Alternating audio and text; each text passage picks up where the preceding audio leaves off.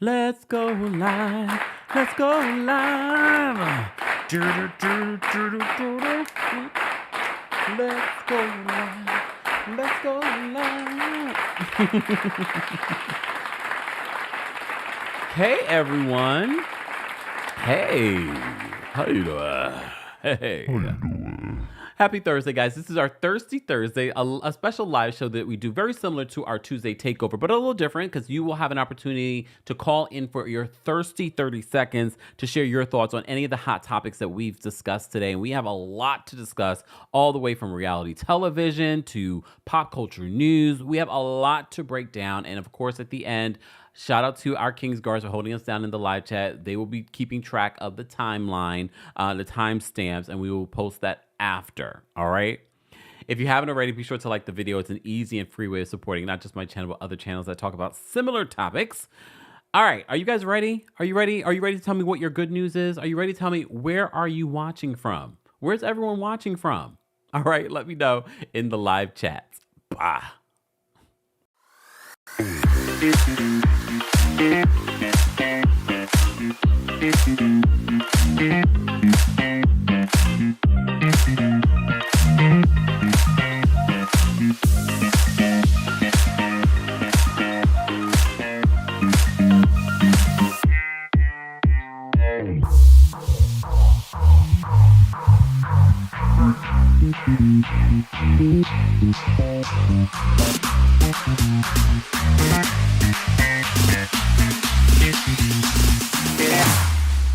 Here we go now.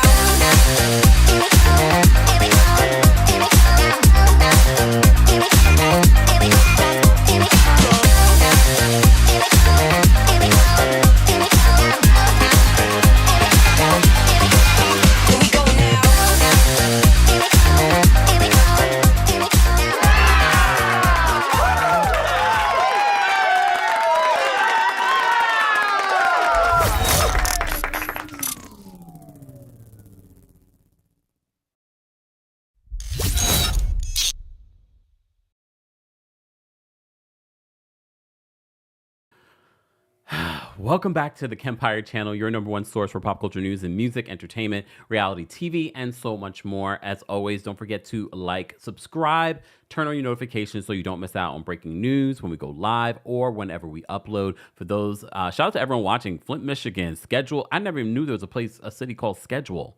The DMV's in the house, Vancouver's in the house, replay crew, we haven't forgotten about you. Be sure to let us know where you're watching from and your thoughts on anything that we cover for our Thirsty Thursday. For those that are watching us, don't forget our Juneteenth merch and Pride merch is now available on the houseofkempire.com website. All right, so be sure to check that out. It says Juneteenth on the back of this. You can't see it because if I turn around, I'll hurt myself. No swift movements. But our Juneteenth merch and our Pride merch is now available on the website. So head on over to TheKempire.com and click the shop button. Hey, everyone. Shout out to everyone watching from around the country and around the world. I see the UK's in the building. Africa's in the building. Quite a few of you are watching from the Caribbean. We appreciate you guys being here. Thank you so much for taking time out of your Thursday to be with us. You know, this is where we cover VanderPump rules. We'll talk about the Valley. I do want to talk about Love Undercover. I'm in the middle of it, so no spoilers, all right? Because I know there's already 10 episodes up. Look, no spoilers. We'll get into it in just a second. I will give you my quick thoughts on this new reality dating TV show on Peacock. For those that are listening to this, don't forget, guys, you can listen to us. You can hear episodes like this one, but also special episodes like about my trip to Portugal. You can hear that exclusively on the Kempire podcast. So be sure to subscribe on Apple Podcasts or on Spotify while you're there. Don't forget to give us a 5-star rating. 5 stars, nothing less. Hey, Del Marie, I hope I'm pronouncing that correctly. Sending love from Cape Town, South Africa. What's going on, South Africa? Belize is in the building. What's going on, Belize? I love Chicago. Hey, Robert. Robert's watching from Chicago. Chicago's in the house. I want to get back to Chicago because Chicago is a quick trip for me. Wait till you were telling me Tamar gonna apologize to Archie, but not to Jesse Wu. Keep that.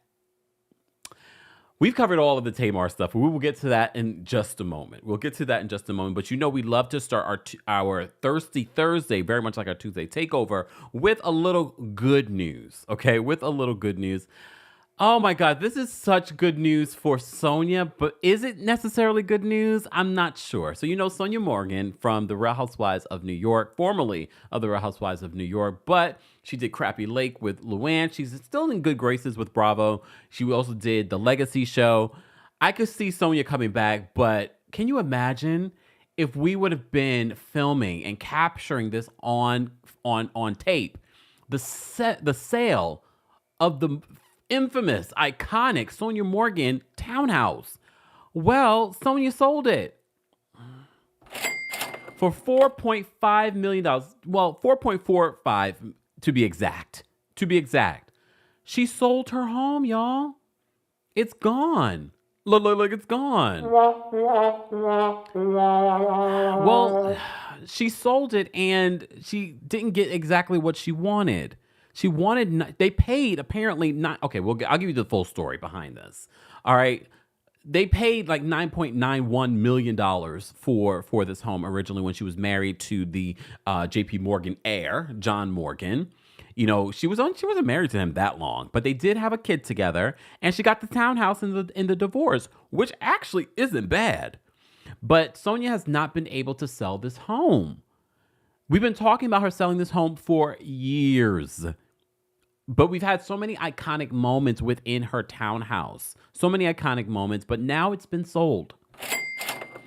Page 6 writes this. They says Sonia Morgan is finally bidding farewell to her luxe New York City townhouse after it was sold to the highest bidder for half its purchase price. When I read that part, I was like, damn, half? I thought it was less than half, but I was thinking the price that it dropped down to.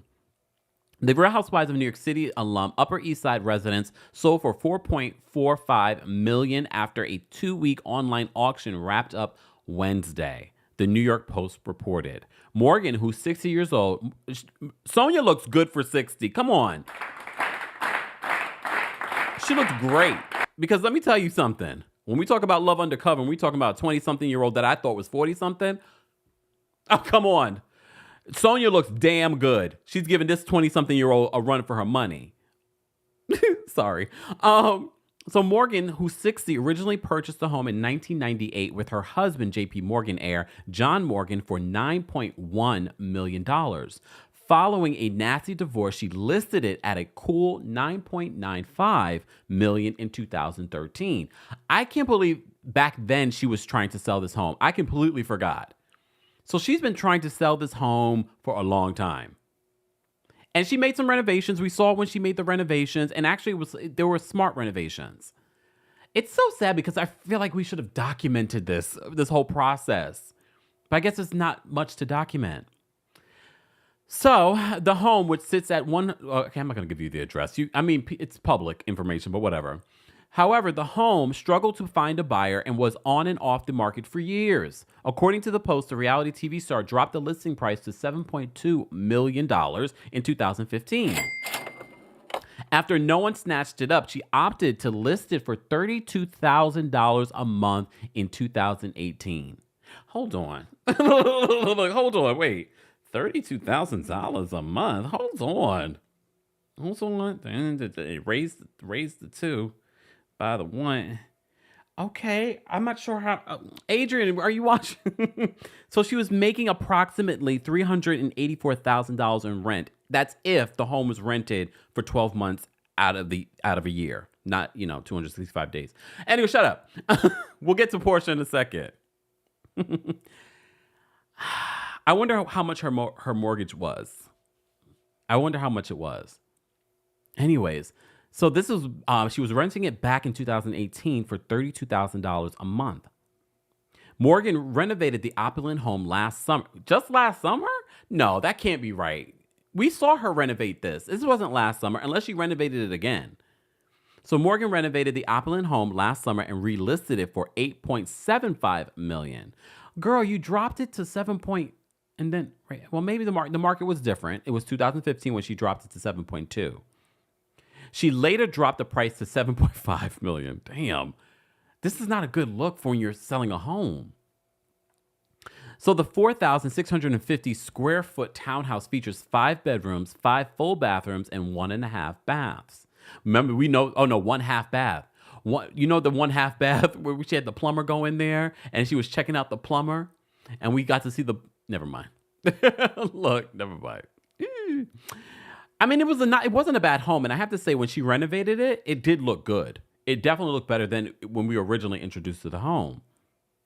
So some of its notable features include a custom woodwork, antique PE Guerin hardware, and a stunning solarium that opens up to a 35-foot private garden with a fountain and a koi pond.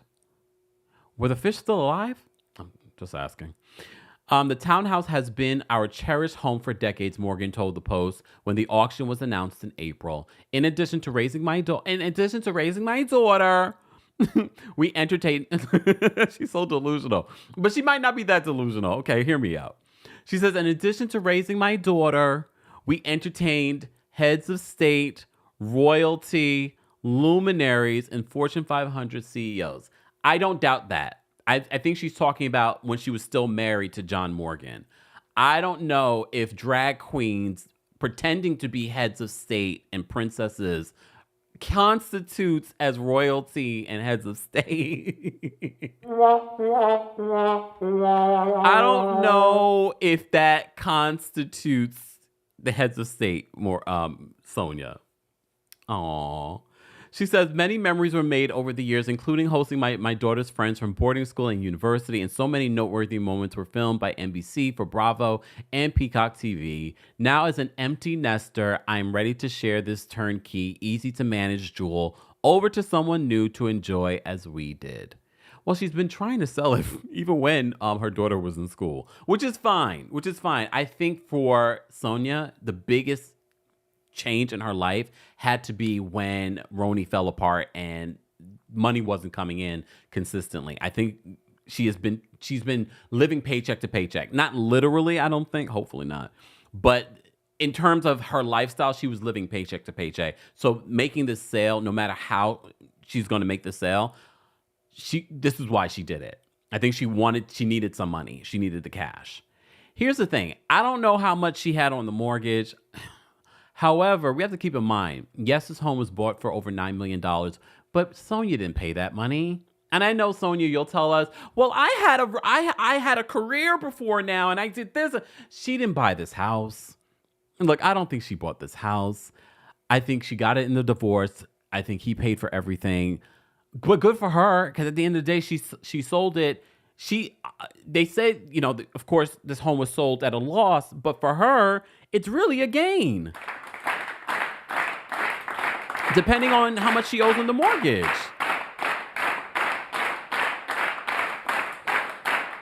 Depending on how much she owes on the mortgage. I don't know if she's refinanced. I mean, good point, Crystal. Crystal says Luann de Lesseps was royalty, so it counts. She was a countess. It counts. Oh, man. We love our Sonia Rita, though. Come on, we do love her. I mean, in comparison to her counterparts on the show, she wasn't as problematic. She wasn't as problematic as some of her counterparts. Okay, let's be honest. M. Smith, thank you so much for the super chat. M. Smith says, let's not forget everyone in New York City is a millionaire.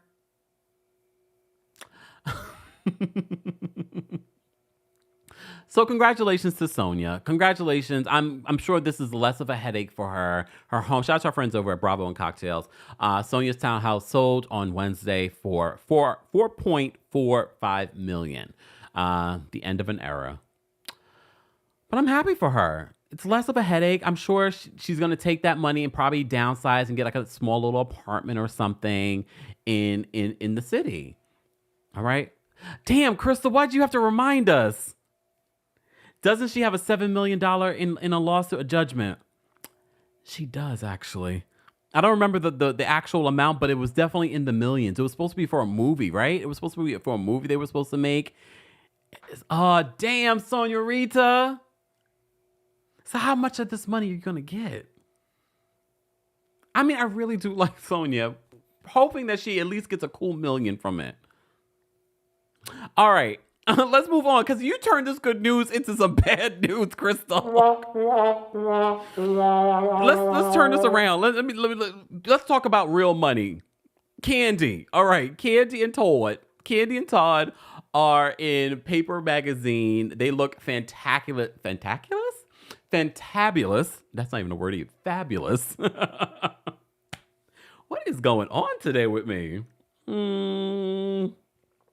My coldest water bottle. If you haven't gotten your coldest water bottle or something from Coldest, like ice packs, sheets, pillows, all kinds of stuff. Coldest.com, Kempire 10 for 10% off. Sorry. All right. So, first of all, they look like money. I know people like to make jokes about Todd living off of Candy, but honestly, these two have elevated in a way that we have not seen other reality TV couples do. So I like, and especially, and they're black, and they have a successful run on Broadway with their new musical. And now we have this tour, the Queens of R&B tour with SWV and a bunch of guests. Good. Congratulations to them. Speaking of which, Candy just tweeted right before this live to Missy Elliott, because Missy Elliott says, "Oh, I would love to work with Escape. That's the only girl group I didn't get a chance to work with. Well, it's never too late. A joint with SWV and Escape would be fire." I agree. Candy retweets this, Missy Elliott's tweet, and says, "Let's go." Someone in the comments section says Candy's going to have this wrapped up by EOD, end of day. I wouldn't be surprised. I wouldn't be surprised. Can you imagine something new and fresh from Missy Elliott with these two amazing girl groups? That would be dope. That would be dope. Go look at Missy's catalog. Anyways, welcome to Thirsty Thursday, guys. Don't forget, I will be in a city near you. But first, here in New York City, we are having our special Pride live show, Kempire After Dark, where we spill all the tea, where you spill tea, where I spill tea, where we talk like we can't talk anywhere else. Have you gotten your tickets? Are you in the DMV area? Are you in Connecticut? Are you in the nearby area? You will want to come to this show, okay? Come to this show. June 21st, we will be having our new show, all new show at Green Room 42. Then Boston, you're up next. If you're near Boston, come to the Boston show on June 27th. We'll be at the City Winery up there. And then in July, we will be going down to Nashville. I'm going to be singing my song. Sorry. We'll be in Nashville July 11th. Then the next day, we'll be in Atlanta. All right? What I need from you. Anyways, we'll be in Atlanta on July 12th. The tickets are available in the description. Seattle will be there on August 30th. So if you're in Vancouver, if you're in Portland, come to our Seattle show on August 30th. But first up, Kempire After Dark returns to the Green Room 42 June 21st. Get your tickets today. It's linked in the live chat. Those that are watching on TikTok, click the link in my bio. Those that are watching on Twitter, just check out my profile. You'll see links there. All right. I should invite Sonia. Sonia, let's talk about the sale of your home. Anyways. All right. Did I have any other good news that I wanted to talk about before we move on to the bad news? Sorry. No. It's not bad news. It's what the F news. It's what the F news that we got to talk about. All right. So I've included this in our Thirsty Thursday because why not? Because there's so much what the F news going on in the world. So let me just show you a clip of this man went to court. He's on court. I guess you can do this now. It's beyond the pandemic. He's on Zoom in court driving. Pay attention. Watch this. Watch this. Assistant Public Defender Natalie for Mr. Harris, who should be present via Zoom. Mr. Harris, are you driving? Actually, I'm pulling into my doctor's office, actually. So I'll just give me 1 second. I'm parking right now. Sir. Wait. He's parking. It's fine. No, it's fine. He's parking. He's pulling over. Look. The judge is stationary? He's got his hand on his, right like, really? now at this second. Yes, I am. All right. What are we doing? Your Honor, we are respectfully requesting an adjournment in this matter, up possibly 2 to 4 weeks if the court would allow. So maybe I don't understand something. This is a driving while license suspended, That is correct, Your Honor. and he was Pause. This case that the judge is overseeing is driving while license is suspended. Sir is on Zoom, obviously driving. He had to go to the doctor. Why are you looking at me like that? Okay, hold on. driving, and he didn't have a license. The judge is looking around. Like, what? That's what the charge is, Your Honor, yes. No, I'm looking at his Yes. record. He doesn't have a license. He's suspended and he's just driving. That is correct, Your Honor. I love how the prosecutor is I don't know if this is the prosecutor or the defense attorney. Well, the attorney is responding like, yes, that's correct, Your Honor. As if this is not, what the are you doing, sir? Like, immediately go to jail. Immediately go to jail. I don't even know why he would do that. So defendant's bond is revoked in this matter. Defendant is turn himself into the Washington County Jail by 6 p.m. today. Oh, Failure to turn himself in will result in a bench warrant with no bond. oh. Wait, hold on. Wait.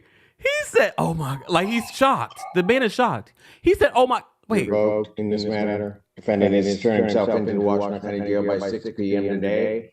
Failure to turn himself in will result in a bench warrant with no bond. He puts his head back in his car that he's driving, just pulled over. He pulls over. This whole reason why you're in court is because you shouldn't be driving. Suspended driving while suspended life. He goes straight to jail, sir. Go straight to jail. Straight to jail. Wow. I think the judge couldn't help himself. Just like, you can't be serious. Like, you're not in here for child support. You're not in here for some other crime. You're in here for your driver's license and driving. You are on Zoom in your car. Mia said, whose baby daddy is this? I don't want to know. Don't admit that. Don't own this man. Because ever since I saw this video, I've seen this video reposted in multiple other places. So, of course, I had to bring it to What the Hell News. Well, we have another story for our Thirsty Thursday. We have another story in the What the Hell News category. Sabrina Carpenter, you know, as everyone at their concerts are doing, they're talking to the audience and the audience is singing. The audience is telling their story. They're opening up. I'm sure you probably have seen this video go viral today as well. Take a look at this. Who did you come here with tonight? I'm here with my mom. Oh, she's here with her mom. Hi, Mom. I chose you because you told me you were heartbroken, and I wanted to know what happened. Well, my mom slept with my boyfriend, and she doesn't know I know. Pause.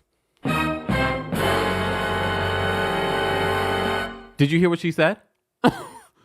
My mom slept with my boyfriend and she doesn't know that I know. Let me rewind that back. My mom slept with my boyfriend, and she doesn't know I know.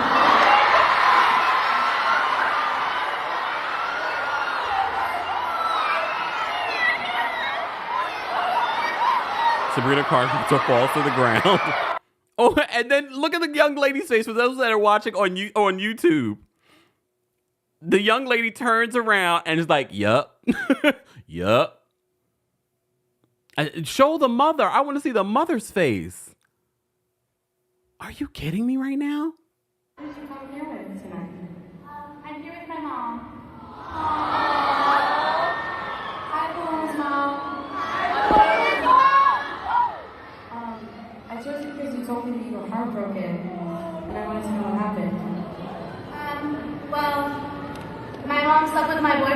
She doesn't know I know.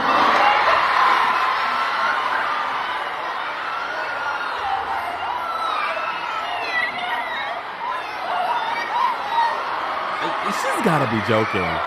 She's got to be joking because as I'm looking, for those that are listening to the podcast version of this, I'm looking at this young lady. I'm like, she can't be more than 13. So jail. Look, jail. Because even if the boyfriend's 18, jail. Why are you dating a 13-year-old? Even if what? What? She looks like she's 13. Did she just say this to say this? I'm sure we will get clarification on this, but this is What the Hell News, so we don't need clarification. We already know that this is trash. Kayla said, wait, how old is the daughter again? Oh, no idea. And for our What the Hell News purposes, it doesn't matter. Look, it doesn't matter. You look at her face. For those that are watching this on YouTube, look at her face. She looks like she's 13, if that. Mo says it looks planned. I'm sure it is. I hope it is. But unfortunately, these stories can be true. Tyrese says she's not that young. Look at her face, Tyrese. Look at her. She looks like she's 13, but maybe she just looks really young. Sweet Cheek says, I bet she's 20. But still, regardless, your mother slept with your man? Look. That is our What the Hell News. Should I just wrap it up for the day? No. Let's move on because I have to talk about the season, the wrapping of Vanderpump Rules season 11. A lot of people have speculated that Vanderpump Rules would not be coming back. They would not be coming back. The season is over. People hated this season, including us. We did exclusive recaps of the season, and we just decided to stop and do a Thirsty Thursday. And we much rather do that anyway. But we continue to talk about Vanderpump Rules. For those that may have missed it, just check under our Thirsty Thursday. You'll see our recaps of Vanderpump Rules and The Valley, which we will talk about again today. But this reunion, I have to say the reunion was definitely more interesting than the entire season. Last week's episode, not so much. I told you that could have been an email. This week's episode, though, I have to say, I'm not team anybody, and I'm still not team anybody. But I really did feel for Ariana after watching this episode. Because if you really just put yourself in the human aspect of someone that has been cheated on in the worst way, like you get where she's coming from, because you were cheated on, not just cheated on, because for those that have been cheated on, that already makes you feel crappy. But to be cheated on national television, not just national television, Scandival, which broke all kinds of records for everyone. And I know Ariana's gotten so many opportunities because of it. Fine. I got said to you guys before, I'm okay with that. Girl, make your coin, because reality television is not going to pay you. It's not going to pay you. At least not long term. These other opportunities will probably open up other opportunities for her.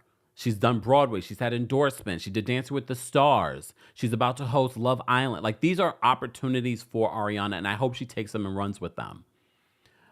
Do we need her to come back next season? Well, I don't think that's set in stone. As you know, for the very first time, they won't be filming this summer Vanderpump Rules. A lot of people have speculated that Vanderpump Rules will not return. I didn't believe that, because Vanderpump Rules has made so much money for Bravo and NBC Universal. They would be insane business-wise not to return.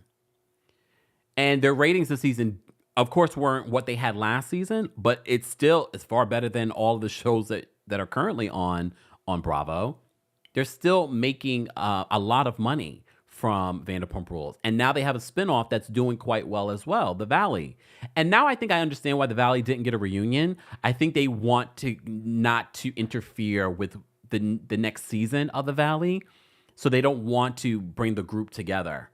I think that's part of the reason. Also budgets. I don't know. Something's going on over at Bravo when it comes to money. We'll get there. We'll get there. But I will say this, a couple of things from the Vanderpump Rules Part 3 reunion. I also watched a little bit of the secrets revealed in the background. All right. Poppy says, hold on. Poppy says, Kempire, your lips are so hydrated and full today. Look, Let me put a little more lip chap on. And for those that know, no. It's probably also the camera. It's probably also the camera. Let me put too much on because the other day I had a little film around. Okay. Look. Now you made me self-conscious. Thanks a lot. No. Anyways. So Vanderpump Rules. Vanderpump Rules, the final part of the reunion. So they talk a little bit about, last week's episode ended with the beef between James Kennedy and Tom Sandoval. James opened up about how he felt as if Tom did not really own his part in how he made James feel. Because you have to remember, Raquel was James's ex-fiance. And look, yes, I think there should be some ownership. My only problem with Tom Sandoval is that when you think that he's taking ownership, he then makes it be like, well, because he always tries to justify it. Just apologize and leave it at that. He always has to have some sort of justification. Well, if you didn't say this part, but they get over it very quickly, which I was grateful for. I did not need any more sophomoric conversation between Tom Sandoval and more specifically James Kennedy. Anyways, so we have that. What else did they discuss before we get into the Ariana of it all?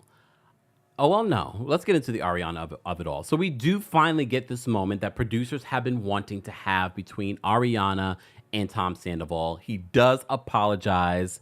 He does say, you know me better than anyone. You know that these tears are real. I do believe the tears are real, but I still believe that Tom Sandoval is a narcissist. But I also agree with Ariana because I think a lot of people expected Ariana to cry the way that she was crying at this reunion during the season. But we always talk astrological signs here. Ariana is a Cancer. Cancers are not just out here crying as a Cancer rising. They're not out here crying. They, like she said, I don't cry with Sheena. I cry at home by my lonesome self. That is a big Cancer trait. These two are Cancers. Both Ariana and Tom Sandoval, Cancers. So I really felt for Ariana after watching this, and I think a lot of people have been wanting her to show this other side. Here's the thing. If you really look at the timeline of things, you understand why she needed time to process things. My only issue with Ariana during this season is not her filming with Tom Sandoval. I know they made that a big issue during the reunion, but my issue with Ariana, it wasn't about her filming the season. It was her holding everyone else hostage to filming with Tom. And I know she said during the reunion, well, I never told anyone that they couldn't film with Tom. Yeah, but you said you would not be friends with people if they were friends with him. So, of course, being friends with him, filming with him, same thing on this show. And you saw how she changed towards the end of the season, especially when talking with Sheena about it. She completely changed her position. She was just like, well, I would still be your friend. I would still be your friend even if you are, have a friendship with Tom. Because you saw Sheena was struggling with it. All right. They also talked a little bit about Sheena and Ariana's relationship and where it's at currently and that kind of thing. It has been strained because, of course, after a while you start watching what people are saying about you on the show. And one of the things that they did this season was not show them the last 10 minutes of the finale. And they showed them in real time at the reunion, which I thought was actually really good. They should do more of that. They should do more of that. All right. Sassy says that Ariana could care less about her co-workers for many seasons. And do I believe Tom when he says that she talks all kinds of trash? Because that's part of the last 10 minutes that they showed as well. He talks all kinds of trash. She talks all kinds of trash. I'm sure she does. You are her partner. I'm sure you both were talking trash about everyone when you guys would be in bed together. You know that one? Because they all do it. They all talk trash. So I'm not even holding Ariana or judging Ariana for talking trash to her boyfriend of 10 years about these castmates. I'm not going to hold that against her. We talk trash about them publicly, but you know what I mean? Anyways. So, of course, Lala has been getting it on social media. Sheena has been getting it on social media. After watching, because I've seen the clips even before the reunion, but after watching the reunion twice, feel sorry for me. After watching the reunion twice, I got where Lala was coming from, but Lala is not upset well, she is upset, but I don't believe her real issue is with Ariana. I think Lala's real issue was the way that people treated her during the Randall situation, and the fact that everyone wasn't being authentic with what they were telling her off camera. So that was her frustration. So you guys just gonna leave me out here high and dry, like you did with the Randall situation, but you're gonna leave me all out here high and dry when you guys are telling me something completely different. Sheena was telling me something completely different. Katie was telling me something completely different. But when we were filming, you're saying something else. Katie was so just absurd. Like that's absurd. She was just like, how are you gonna say that about me? That's not who I am. I believe it, Katie. The way that you explained yourself, and we said this last week, I 100% believe it. I 100% believe it. But I do believe that Lala's frustration really wasn't with Ariana. I think it was more so with the rest of the group, and also the way that the everyone else wasn't being honest, and how they treated her during the whole Randall situation. So that had more to do with her and her feeling like I was treated differently than it really had to do with Ariana. And I thought it was such a mic drop when Ariana says, I understand the frustration. What I don't understand is the insults. She's like, oh, Ariana thinks that she's God. Ariana thinks that she's Beyonce. I giggled to myself when the first thing, when Andy asked me, like, what are your thoughts on those last few minutes? She's like, well, I don't think I'm Beyonce. Well, we already know that. Look, we already know. Do I think this went to Ariana's head on some level in regards to all the attention that she was getting? I mean, yeah. I definitely think it went to her head in some shape or form, but I don't think she automatically became hard to be around or to deal with. I don't think so, but I mean, I wasn't around her, but I didn't get that vibe. I think Lala was jealous. Sheena is perpetually jealous. She's been jealous since season 1 of everything and everyone. This is why they call her a pick-me. All right? So I think that's the real root of what Lala was having issue with. Sidebar. In regards to VanderPump Rules not coming back, production has said that's far from the truth. They say this every season. The way that they ended the season, this sort of like retrospect on the group, it was actually telling a story. It was to help everyone, including the audience, move on from the Scandival chapter. I think they also felt like we are beating a dead horse with Scandival. We need to move on, and that was their way of moving the next chapter. And that's probably part of the reason why they also want to take a little bit of a break to figure out the cast, which we've said, and also to figure out where do we go from here and let the cast live their lives, as Andy said previously. So I think that was good. I think that was good. Look, no matter how you feel about Lala, I appreciate her speaking her truth. This reunion would have been a wash, and it would have been boring if everyone was like, "Oh, everything was great."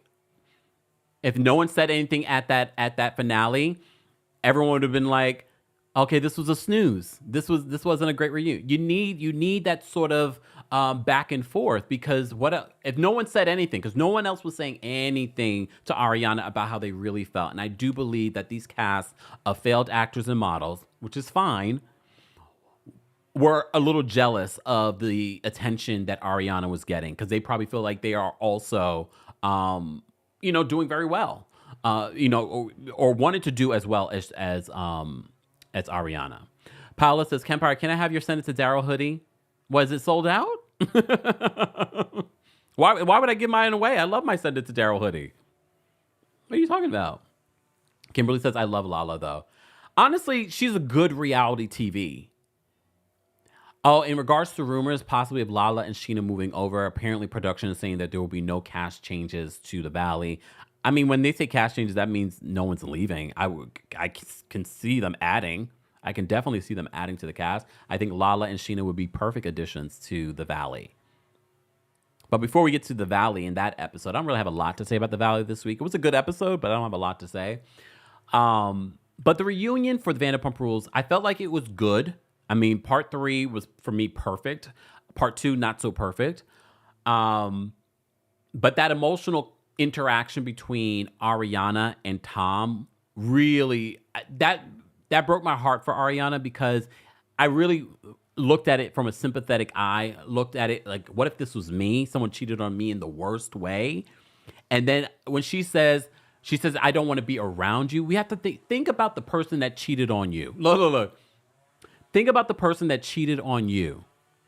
Think about that. Would you want to be around that person and forced to be around that person? Because I know they didn't force scenes, but she still had to be around him. And it had to be public fodder. And a lot of commentary from every direction was coming on the situation. And yes, she's made a lot of money from all of this attention, but I'm sure she probably would much rather have the love of her life than all the money and attention, I think. Look, some of these people on this cast, questionable. But I think for Ariana, I think she'd much rather have the love of her life and peace than all of this public attention and this embarrassment and lawsuits and fighting for, the sale of this home. But when she mentioned, she's like, you brought this person into our lives. And when he says, you know me, Ariana, you know me. I think at one point in her life, she thought that she knew you, but you led an affair for over 7 months. So the person that she thought that she knew, who had her back, who was her partner against the world, it changed. It changed for her. She was just like, this is not who I thought it was. Like, this is the worst betrayal, a betrayal that I'm sure she's still dealing with, even in her new relationship. Because no matter how perfect, this new guy is, she's probably thinking, I also thought Tom was like my guy and my partner in crime and I could trust him. And then, so I'm sure for Ariana, she's still healing from this. We have to remember the timeline of the situation. It was just a few months after finding out all this information that she had to start filming and address this stuff. And then now she's being sued by Raquel. So there is that aspect of things. You've brought this person into our lives, and it's not like you cheated with her and then it's done. You cheated with her, and now she's on a podcast talking about me. Now she's suing me, and now I have a whole other legal situation to deal with in regards to her. I understand why she might be a little perturbed by Tom Sandoval. Like, you did this. You've caused me this amount of pain. All right. Kimberly says she seems like Dan more, though. Probably. I mean, it's all fresh and new. I mean, I'm not saying that it's impossible, but it's definitely when you've been in a relationship as long as she and Tom were, and now you have this new thing. It's a little different, but also Dan is different. Deborah, thank you so much for being a member of the channel for 15 months. We appreciate your monthly support, guys. If you would like to become a member of the channel, there's all kinds of great perks. Head on over to TheKempire.com/join. Okay, more information on that and our cameos and everything like that, including our Juneteenth merch and Pride merch is now available. All of that's available in the description. Rahina, thank you so much for the super chat. Rahina says, "Hey Kemp, I have missed you. Glad I could catch this live watching at work." Thank you, Rahina. We always appreciate you here watching as well. Angelica, thank you so much for the super chat. Angelica says, I think some people are conflicted with Lala because the way she used to behave when she was with Randall. Yeah. And that aspect came up in my mind. I was like, well, the reason why they responded the way that they did was because of how you were at the time. And also the alleged other woman. I know she's denied it, so I will put that out there. But yeah, and apparently she has a very good relationship with Randall's ex-wife. So, because they have the kids to co-parent with and things like that. So, all right. Let's move on to The Valley. Guys, who just joining us, this is our Thirsty Thursdays where we recap VanderPump Rules, The Valley, and some other things, including pop culture news as well. If you're watching us on Twitch or Twitter, if you're watching us on Facebook, if you're watching us on TikTok, head on over to the Kempire YouTube channel and subscribe and turn on your notifications. And don't forget, you can take us on the go by downloading the Kempire podcast. All right. Let me move on. The Valley. I still believe, and I said this last week, I still believe that this Brittany and Jack situation is not 100%. It is giving very much Kyle. Do I believe that Jax cheated on Brittany? They talked about this during the Vanderpump Rules reunion in regards to the stories that they've heard. And Sheena tried to downplay and is like, well, she has all the passwords to his phone and da-da-da-da. And, well, what we're hearing is he's hooking up with girls in the bathrooms of bars and stuff like that. We have watched Jax over the years. I'm actually surprised that he and Brittany were still together. But the timeliness of this, it's kind of weird.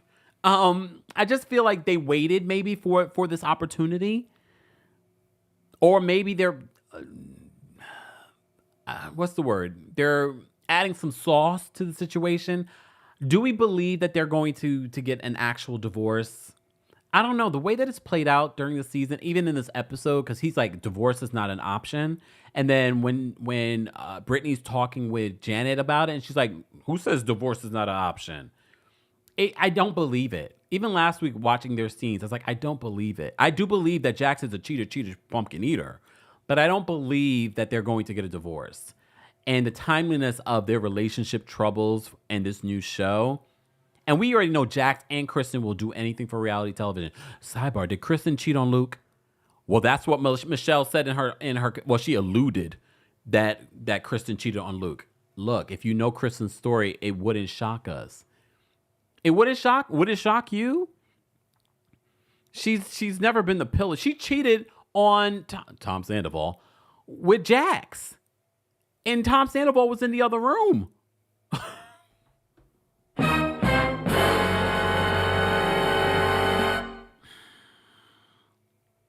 That cast and crew is a mess, okay? Samara says, I feel bad for Brittany. She loves this man so much. She allows him to disrespect her so much. And I think that's part of the reason why they've been together for as long as because we already know. Jax, he has not changed his stripes, okay? DB says Kristen probably did. I believe it. Do I trust Michelle, though? Literally, her husband, Jesse, who is trash. We know it. We understand why they might be getting this divorce. No, they are getting divorced. We understand that. However, Michelle clearly is done with this relationship. And I wonder if she held on to the relationship for her storyline for the season. Meaning, like, they waited for the show to announce that they're breaking up. But we understand why they're breaking up, because Jesse's trash.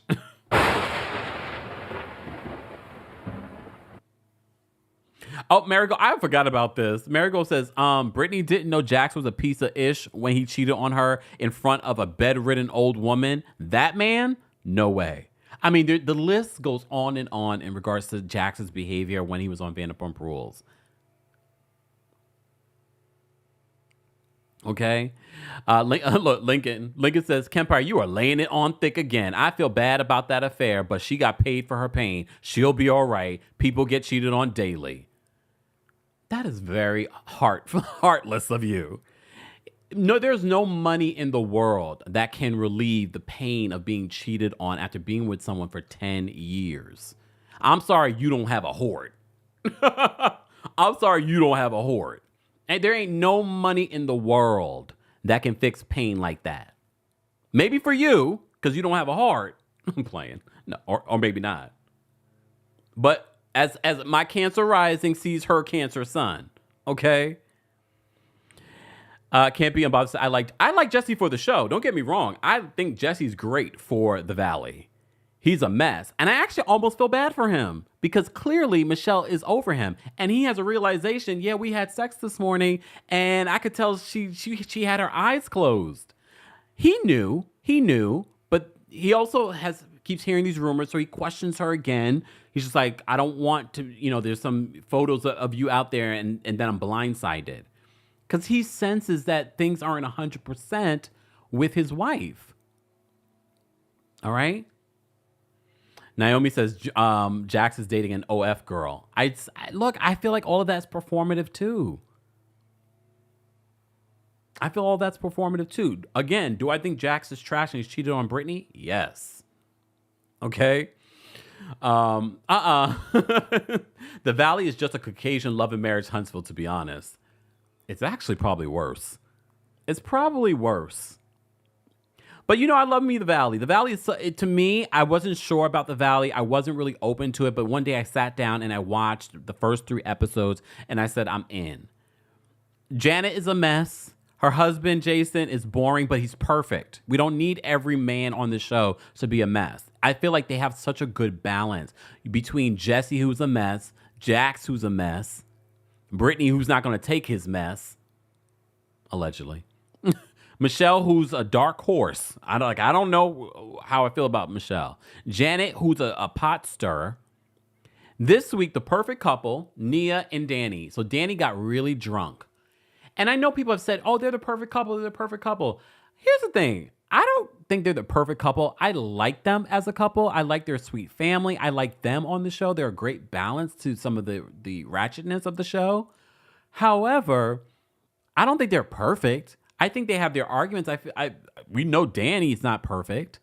Well, he got really drunk. And we also know that he's sensitive. And they talk about how sensitive he can be.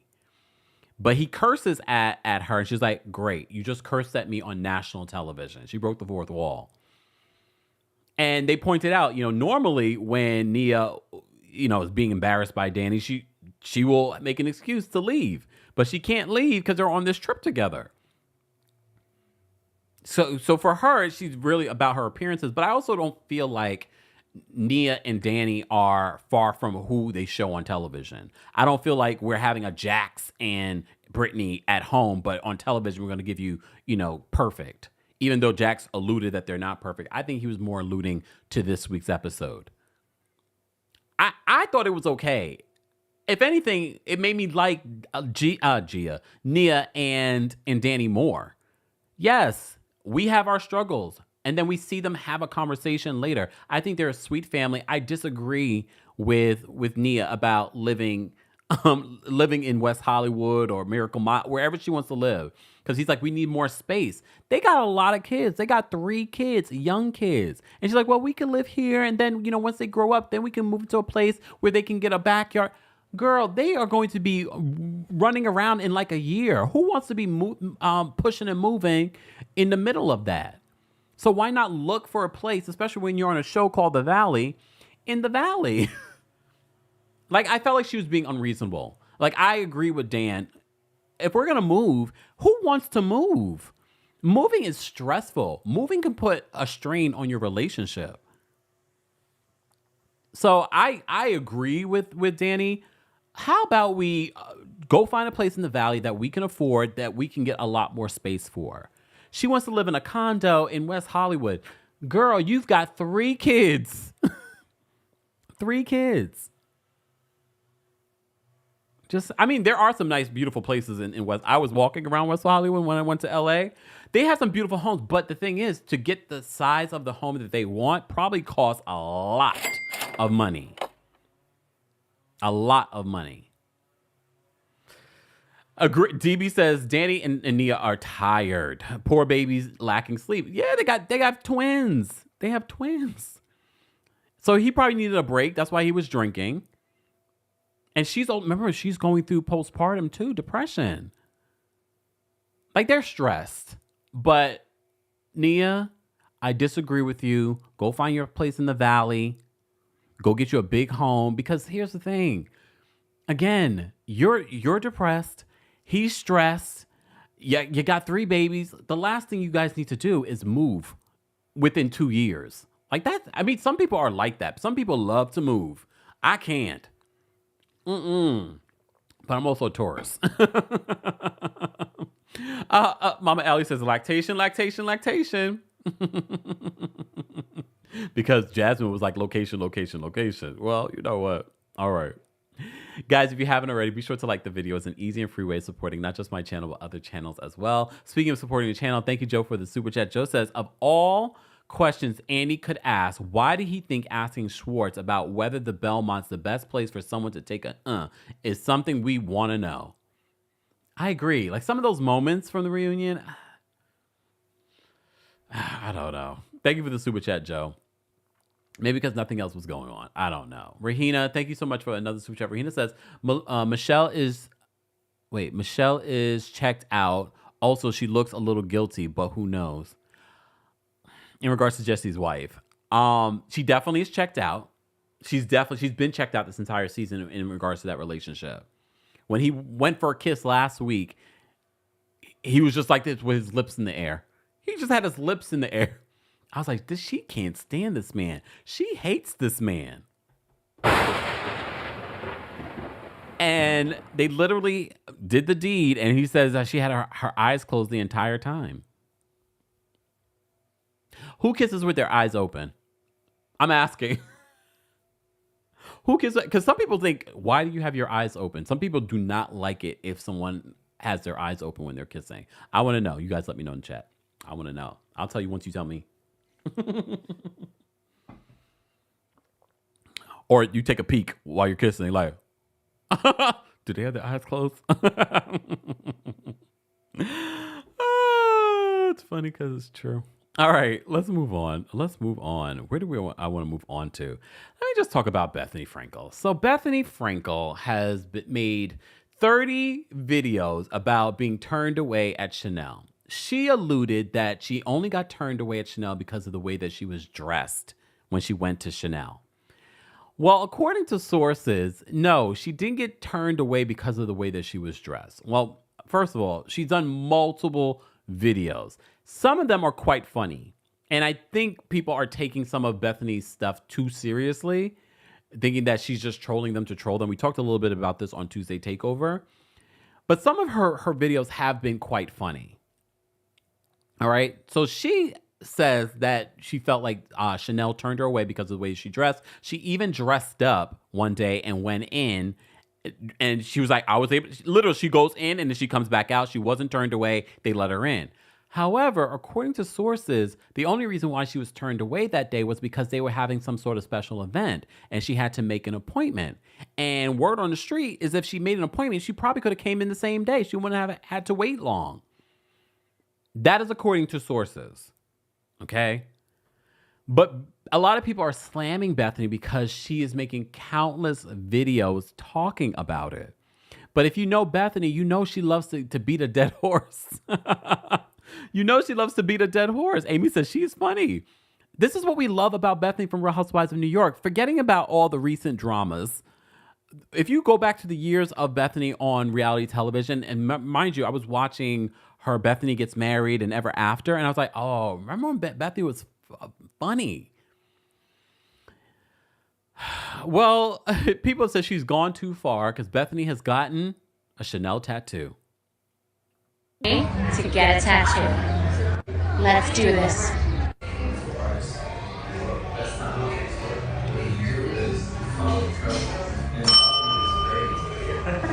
What's your name? Janita, and you own this place? Yes, me and my husband. Okay, are we ready? Yes. Let's go. Hi. Good, how you doing? Okay. It'll come back to that. So they're cleaning up. Hi. How are you? You're the artist? I'm one of them. Oh, wow. Everybody here? Hi, what's your name? Hi. Oh, what's your name? Taboo the owner. All right, let's do this. You're Emma? Yes. It's good to meet you. Nice to meet you too. That's Taboo's son. Nice to meet you. And they play music. Yeah, always. We went and got that. Family business. Husband, wife, son. Respect. Okay, Beth. Let's get to your I tattoo. want something meaningful. Where is this going? Gotcha.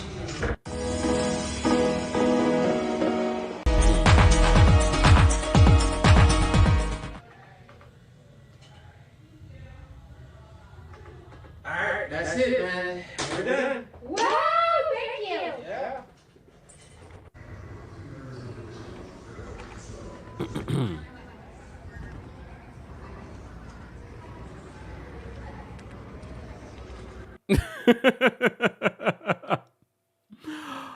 Here's the thing. The more that you guys get upset about Bethenny and her Chanel experience and shenanigans, the more she's going to do it. She's that level of petty. She's that level of petty. So she's going to do it more and more just to annoy everyone. But of course, for Thirsty Thursday, we had to put up Thirsty Bethenny. An update for those that didn't hear the news. Her and her fiance of many, many years have broken up. They've officially broken up. So she's got nothing but time. she's got nothing but time. I know she's been on her podcast and on her YouTube channel bawling out her eyes. Before this whole Chanel fiasco, she was bawling out her eyes about her divorce and feeling tortured and all this. I was like, she's got a lot of stuff to deal with. I hope she's still going to a therapist. Anyways, remember that therapist that she used to go to on her reality show? I wonder if he's still around. I felt like he was such a good therapist for her. Like he brought balance to her.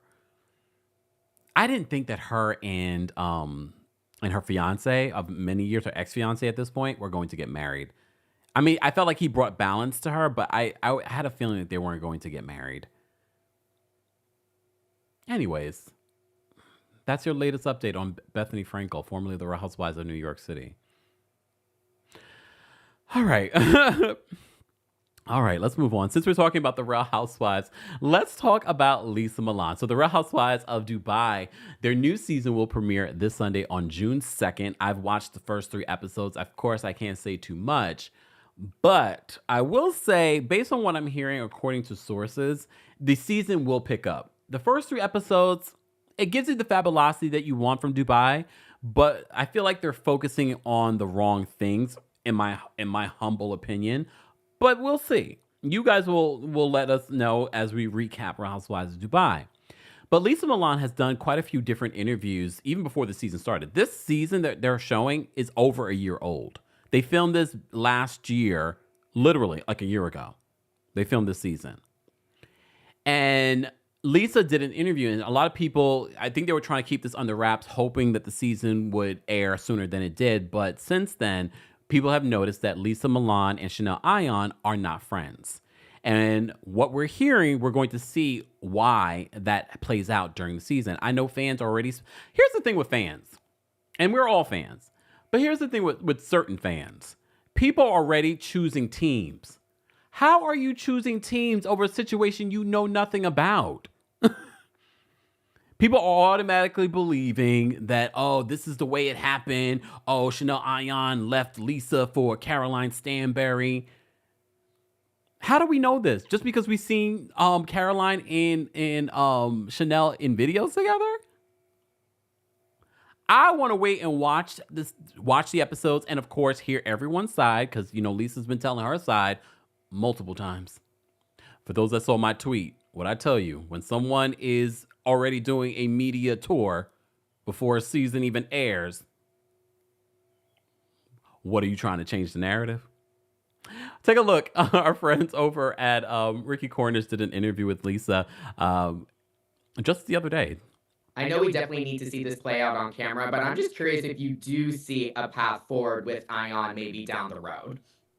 You never know. I want to say the door is always open, but it's not. It's not always open, but I was going to say the PC thing, but no.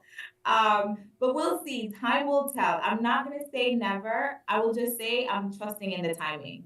I believe in that too. And it's safe to say maybe one day an eagle will hang with a pigeon. No. Birds of a feather flock together, honey. I don't flock with pigeons. Again, I'm going to wait to the season to play out to see how it plays out. All right. I want to see how it plays out. All right. What I will say is one of the new ladies, not Talene. Her name is Saba. She's a friend of the show this season. I mean, look, I'm going to wait for the rest of the season, but in my first time seeing her on the show, it was giving Karen S vibes, and I didn't like that. I was like, why are you hating to hate? Just to hate. It was weird. It was giving Natalie from Summer House Martha's Vineyard. The new season of The Real Housewives of Dubai will debut this Sunday, I think 9 p.m. Eastern, right? 9 p.m.? Yeah. All right, so stay tuned for that. We will talk more about that during our live recaps. I just thought that clip was really interesting, and like I said, I always find it interesting when reality TV stars go on media tours ahead of a new season. But we shall see. I could be wrong. All right. Let me say thank you. Thank you, Tyrese, for the super chat. Tyrese says, Kemp, have you heard about the show on OWN Never Ever Mets? 5 couples who have been dating for months, years, meet in person for the first time and live together in a house. So much drama, hot mess, and I can't stop watching. I did hear about it. I just haven't had time to get into it. I just haven't had time. I mean, I've heard a couple of people mention it to me, but you know what I did end up start watching? Love Undercover. So we could talk about that, and then we can get back into some Real Housewives news. Love Undercover on Peacock. The 10 episodes are uploaded, but I'm only on episode, I think, 4 or 5. Okay? Episode 4 or 5. And the premise of the show that these guys are famous, rich soccer players, a.k.a. football players. You know, in America, we call it soccer, but football players. But they are looking for love. And we watch this process of them looking for love, but they're looking for love, but they're not being 100% honest. They're not telling these women about who they really are. They are pretending to be other people. And mind you, these women have no idea that these men are worth millions. They just look good to them. I mean, they might be some of the women might be a little, less than smart. All of you were telling me the other day, watch it. So I started watching it. It's long. I couldn't watch all of it before today's Thirsty Thursday because literally some of these episodes are almost an hour without commercials. So that's a lot of time. And there's already 10 episodes available. So no spoilers in the live chat or the comment section as we talk about it. But I will say, the guys were feeling, because mind you, these guys are so used to everyone dropping at their feet. Everyone, okay? Particularly the older former football players, okay? So they're used to women dropping at their feet. They weren't used to coming into this process where the ladies can't just go by their net worth. And everyone was leaning towards Lloyd, the guy in the middle, for those that are watching this. All right? But to be honest with you, after you get to know them, they're all attractive in a different way. Lloyd, not so much personality-wise. I get why a lot of the ladies would pick Lloyd first. They're like, oh, he's conventionally attractive. All right? Sebastian is cute. I think maybe he doesn't photograph well. He probably looks better in person. Ryan is cute. He's from the Netherlands. I have to say, some of these women, though, here's the thing. Like, these women on the show expect their men to offer so much. Some of them are like, you're a construction worker? They expect so much, but at the same time offer so little. Because some of these women, I'm like, what exactly do you offer in this relationship? Because based off of how they speak, and some of them are really good, but some of them I'm like, you offer nothing. Like, what are you offering? But the premise, they're the entire time these guys are struggling with the process because they want to be honest and say, I am a popular football player. Lloyd, in the episode I just watched, slipped and talked about his team, but he had to, backtrack, and he's like, oh, I meant like my school, university thing. So they're having a hard time. I can't remember what's his name. Let me see if I can pull up his name because I want to remind myself of his name. I'm trying to remember. So we have Ryan, Marco, this picture of you? Marco is very well. He's a World Cup winner, Olympic gold medalist. All right. Here's the thing with Lloyd. Yes, Lloyd is conventionally good looking. However, Lloyd is 27 at the time of the filming of this, but also his interactions are very immature. At first, he's like, oh, I really like Gabby. The latest episode that I watched, he's now feeling this other girl. He's kissing a bunch of people. He even had a 4-way kiss with 3 of the girls. But he's 28 years old. I'm like, all right, are you really looking for something serious, Lloyd? Or are you just coming on this because you're conventionally attractive and probably good television. Yes, Marco. Thank you, Anne. Marco is sweet. I like Marco.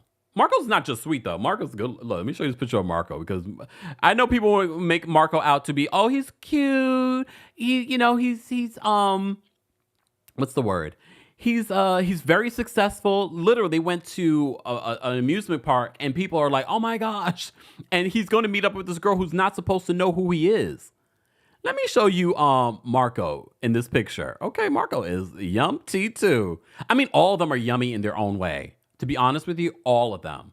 There's not a bad looking person. There's not a, not rich person on this cast, okay? Look at Mark. Okay, abs. All of them. Let me tell you something. I'm not a gold digger. But after watching the World Cup, what was it, last year? I was like, there are so many really good looking footballers.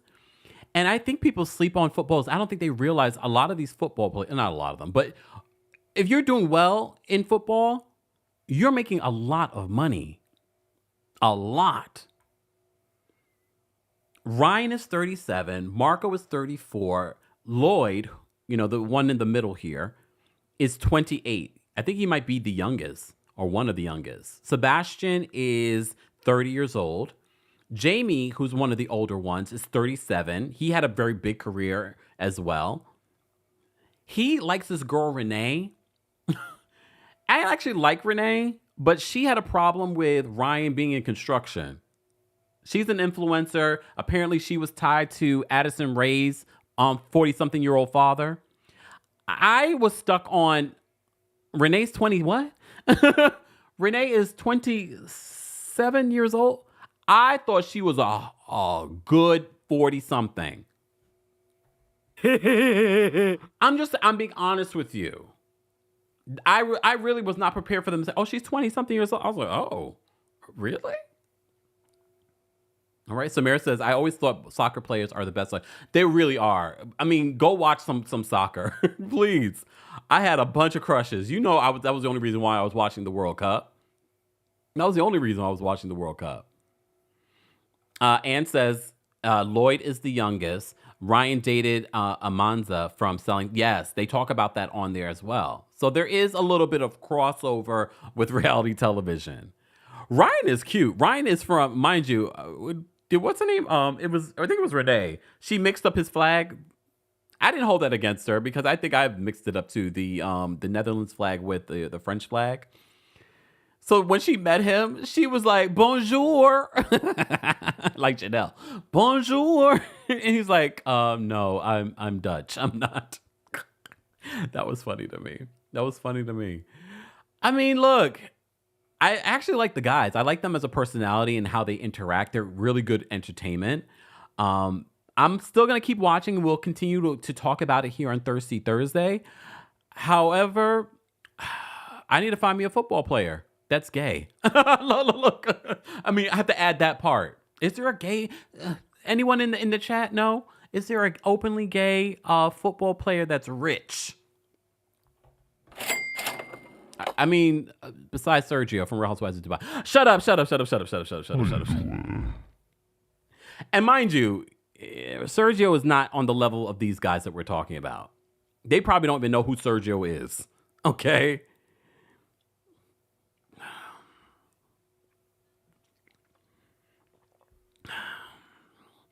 Lee says footballs are known hoes. I could change him. No, I'm playing. I hope you guys know I'm being very facetious. Look, just saying. Ann says, this mixed up flag happened this week to Killian. Oh, yes, a French player. Yes. Oh, damn. That happened recently? I mean, I get it. Anyways, I like the show. I like the show so far. I'm going to keep watching. It's just very long. They're hour-long episodes. I'm on the episode where now they're choosing the ladies that are going to come live with them in the condo. Lloyd is having the best time of his life. Jamie got in his feelings because he's like, everyone's picking Lloyd. Well, I mean, that's the thing. Lloyd is good looking, but that's about it. I don't find his personality that endearing. I liked him with Gabby. Sebastian, I like his personality. I probably like Marco and Jamie's personality more. Ryan is a little bit low key. I can't get like a good gauge of him and his personality. But I probably like Jamie used to be a player though back in the day. He admits it though. Marco is my favorite when it comes to the guys though. I also like Sebastian. I think Sebastian is very likable as well. But first of all, do we know their net worths? I just know they're rich. Look.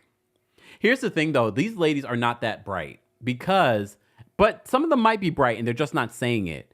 Because if you pay attention to their clothes, you know that these guys aren't your average Joe Schmoes. I don't know if they downplayed some of their clothing when hanging out with these ladies, but I wasn't getting that. I'm looking at their clothing like, oh, you are not just some Joe Schmo. Okay, and if you are, you're spending every dollar on your clothing, which then, do you want to be with them? Hey, Adrian. Adrian says, can't help with a football player, but I have a cute gay coworker that makes about. We'll talk, Adrian. Y'all gonna think I'm a gold digger. Shut up. Okay. I'm not a gold digger. Come on. I'm a Taurus. That's not even in our nature. But we like the finer things in life. Let's be honest. Love Undercover is available on Peacock. They're not paying me, but at this point they should. But since we're talking about reality television, I do, and since Adrian, our resident real estate spokesperson, since we're talking about real estate, I want to talk about some new shows that are coming to Netflix. So Netflix just announced a new real estate show that I'm all here for because you know I used to love $1 Million Listing. For some reason, Bravo put that also on pause. Bravo, stop with the industry words. If it's canceled, just say it's canceled so people don't get their hopes up. We'll get to Summer House Martha's Vineyard in a second. But Netflix announced a new show called Owning Manhattan. And it's going to be starring Ryan Serhant. Come on. June 28th.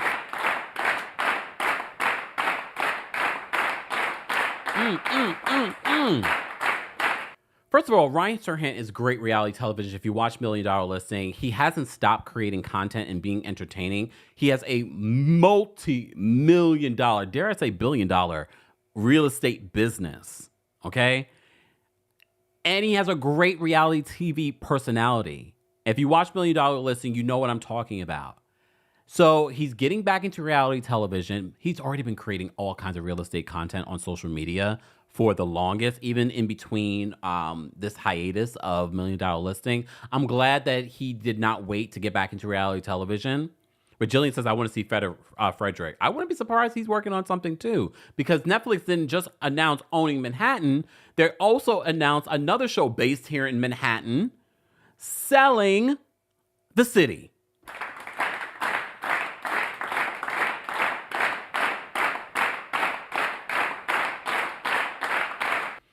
Netflix is not playing. They made some big announcements in regards to their unscripted television, and that includes Owning Manhattan, which I'm going to be here for. I'm going to be watching it. I can't wait. And then they have, for those that say they prefer Frederick, I get it. But when you look at the stats, Adrian, correct me if I'm wrong, those Ryan Serhant stats. Just saying. Jasmine says Kempire needs his own Seeking for Love show. No, because I don't need y'all in my business. I don't need y'all in my business because I already told you once I am dating someone, you guys won't know for months and months and months and months. Just saying. Lee says, how many versions of the same show can there be? Well, you know what they're going to do with these real estate shows. It will be less about the real estate and more about the internal drama. But I love Manhattan real estate. I love city real estate, not just Manhattan real estate. I love the New York City real estate market. So I'm looking forward to looking at some of it, you know? So I'm looking forward to that. Euvorian says, Ryan is more successful. CC says Ryan Serhant is fun. He really is. And so is Frederick. Don't get me wrong. Frederick is fun too. But yeah. Patricia says, I'm here for Netflix. I will be watching. Me too. So I just wanted to make that announcement for you guys. They're not paying me, but at this point, look, at this point, run me a check. All right. Speaking of shows being put on pause, the announcement from Deadline this week came that Summer House Martha's Vineyard was being put on pause after 2 seasons. So since then, there's been so much conversation on social media about why exactly this black show was put on pause. It's led to a conversation, why are all the black shows on these platforms being put on pause? All right. Before we get to that, Adrian says that Ryan sold $8 billion over his career, but that includes the whole team. Frederick and his partner John have sold about $5 billion over New York, Florida, California, and Texas. So close, but not quite the same. But thank you. Look, Adrian and those numbers. She doesn't play. So Summer House Martha's Vineyard. It's been announced and the cast has confirmed this news that Deadline has reported. And they're all saying their goodbyes. And everyone is blaming Amir. Everyone's like, I don't think it's Amir's fault that the show has been put on pause. Some people say that they focus way too much on the drama as opposed to the fun. And they needed more balance in regards to the fun.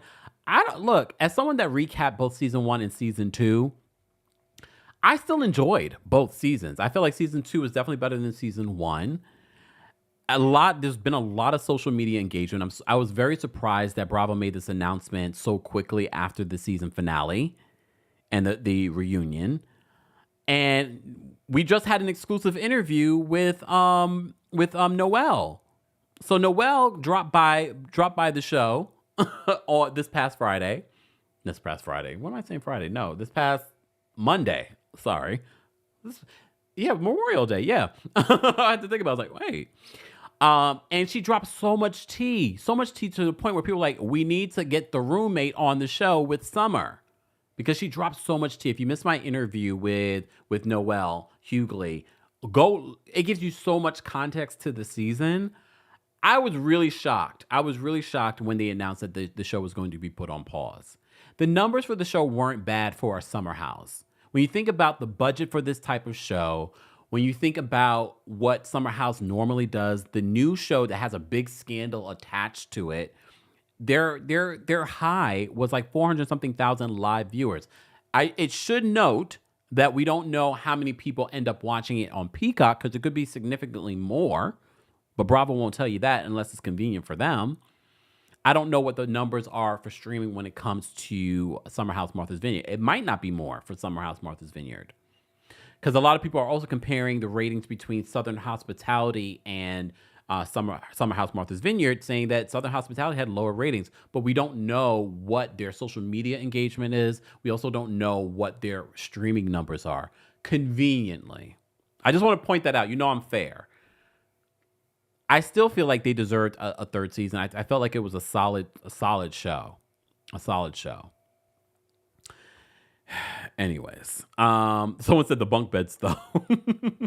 The budget. They don't have the budget. It's a new show.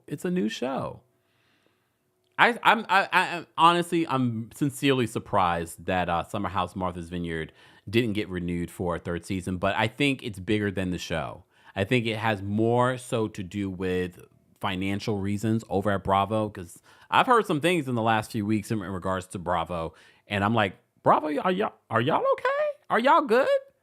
I mean, because you would think after Scandal, they made a lot of money, but who knows? And I said this too, I'm not saying this is the actual fact, but sometimes getting rid of the show secures someone's job, meaning an executive's job or someone's bonus for the year. They much rather secure their bonus versus this black show that shows representation.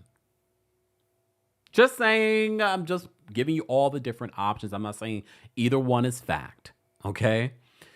Miss Esquire says, I really hope this is just a pause as they try to figure out next January's run with Pump Rules. No, Pump Rules, that's a real pause.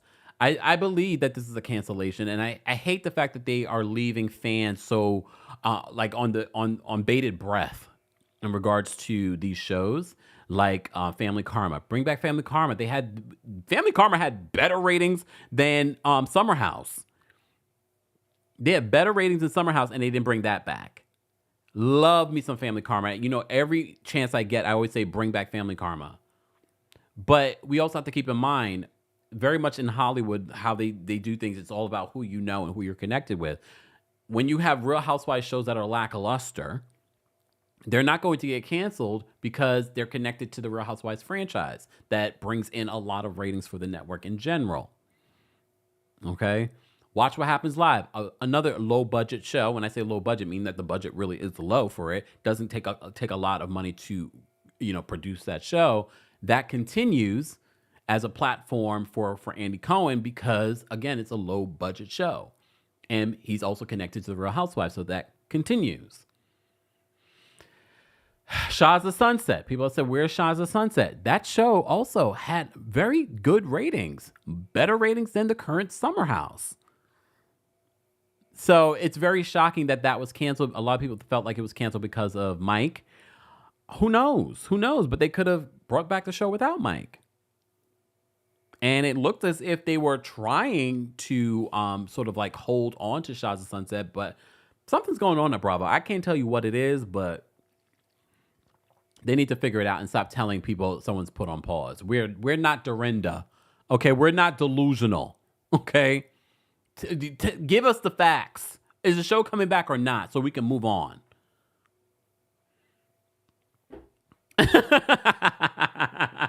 Miss Esquire says, baby, Kempire will never miss an opportunity to tell us that Watch What Happens Live ratings are in the Earth score. Well, here's the thing. The ratings for Watch What Happens Live have gotten better. They've gotten better because of Scandal. They've gotten better depending on the guests. If Andy just hosted a show without guests, would you watch?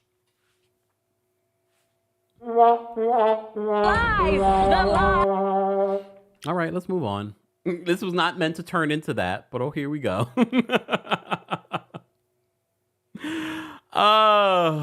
Anyways, all right, where do I want to go from here? Let me look at my notes, guys. If you're just joining us, this is our Thirsty Thursdays. I am going to drop the call-in link for you guys that are members first, but if you're in the live chat and you want to call in and share your thirsty 30 seconds on any of the hot topics that we're covering today, be sure to like the video. It's an easy and free way of supporting the channel. We have over 1,500 of you on YouTube alone. We have quite a few hundred of you watching on Twitch and Twitter, and over 100 of you watching on TikTok behind the scenes. We appreciate you guys taking time out of your Thursday afternoon to be here for our special live show. Don't forget, you can listen to us and take us on the go by downloading the Kempire podcast on Apple Podcasts and on Spotify. While you're there, don't forget to give us a 5-star rating. And New York City, you're up next for the Kempire After Dark live tour. If you want to meet me in person and drop tea and have explicit conversations and ask explicit questions, get your tickets today for the Kempire After Dark, a live show at Green Room 42. More information on that's available in the live chat, but also in the description for those that are listening or for those that are watching on other platforms. TikTok, it's available in my bio. For all the tickets for our Boston show on June 27th, July 11th, we'll be in Nashville. July 12th, we'll be in Atlanta. And August 30th, we'll be in Seattle. All of that's available on our Instagram or in the description for those that are watching here on YouTube and Facebook. All right. Gene says that junkie clubhouse. Y'all are a mess. Y'all are a mess in the chat. Let me see. Tyrese, thank you so much for another super chat. Tyrese says, put on pause seems to be more of a Bravo problem than a Summer House Martha's Vineyard problem. I agree. But, everyone's going to have a difference of opinion. Some people did not like this current season of Summer House Martha's Vineyard. Some people will say they didn't give enough promo to Summer House Martha's Vineyard. I know a lot of people have been giving both myself, Brooke Ashley, and Candace from Real Housewives of Potomac credit for helping to promote the show. We promoted it because we liked it. We genuinely liked the show. I think if we didn't like it, we had no skin in the game. We didn't get any benefit from talking about this show. But yeah, you're welcome. Look, you're welcome. All right, speaking of the Real Housewives, Gizelle Bryant. So it was just on Thirsty Thursday that we were talking about Gizelle being, struggling within this group of filming without her bestie, Regular Robin. Anytime I can say it, because I don't get to say it as much anymore, I'm going to say it. So word on the street is that Gizelle was struggling to film, that the group was icing her out. She had an event at the same time of Karen's event. Apparently everyone went to Karen's event first and then showed up to Gizelle's event later, and then she kicked them out. As you know, people have had strong feelings about Gizelle over specifically the last few seasons because of how she's been on the show and how she's played with people's marriages and families. And she's been accused of being a colorist. Well, in a new interview, she's talking about filming this new season, missing Regular Robin, and being accused of being a colorist. Take a look at this interview that she did on Fox 5. Looking forward to a new season. And this time, Gizelle, we'll get to see you minus the other half of the green-eyed bandit. So what kind of Gizelle will we get this time around? Sandra. You're going to get the same Gizelle, okay? The same messiness, the same shadiness. Do we miss our girl? Absolutely. No. Like, Robin is, not only my friend on the show, but she's just like one of my best friends off the show. So she is definitely missed. But I'm excited. I cannot confirm or deny if I am filming, but if I were, it's going to be fantastic. So far, so good. Okay, you didn't deny it, but I can't confirm or deny. Okay. I did the math. I carried the one. Yes. So tell me about the new cast members that have been announced. Okay. What's your take? You're trying to get me in all kinds of trouble. Okay.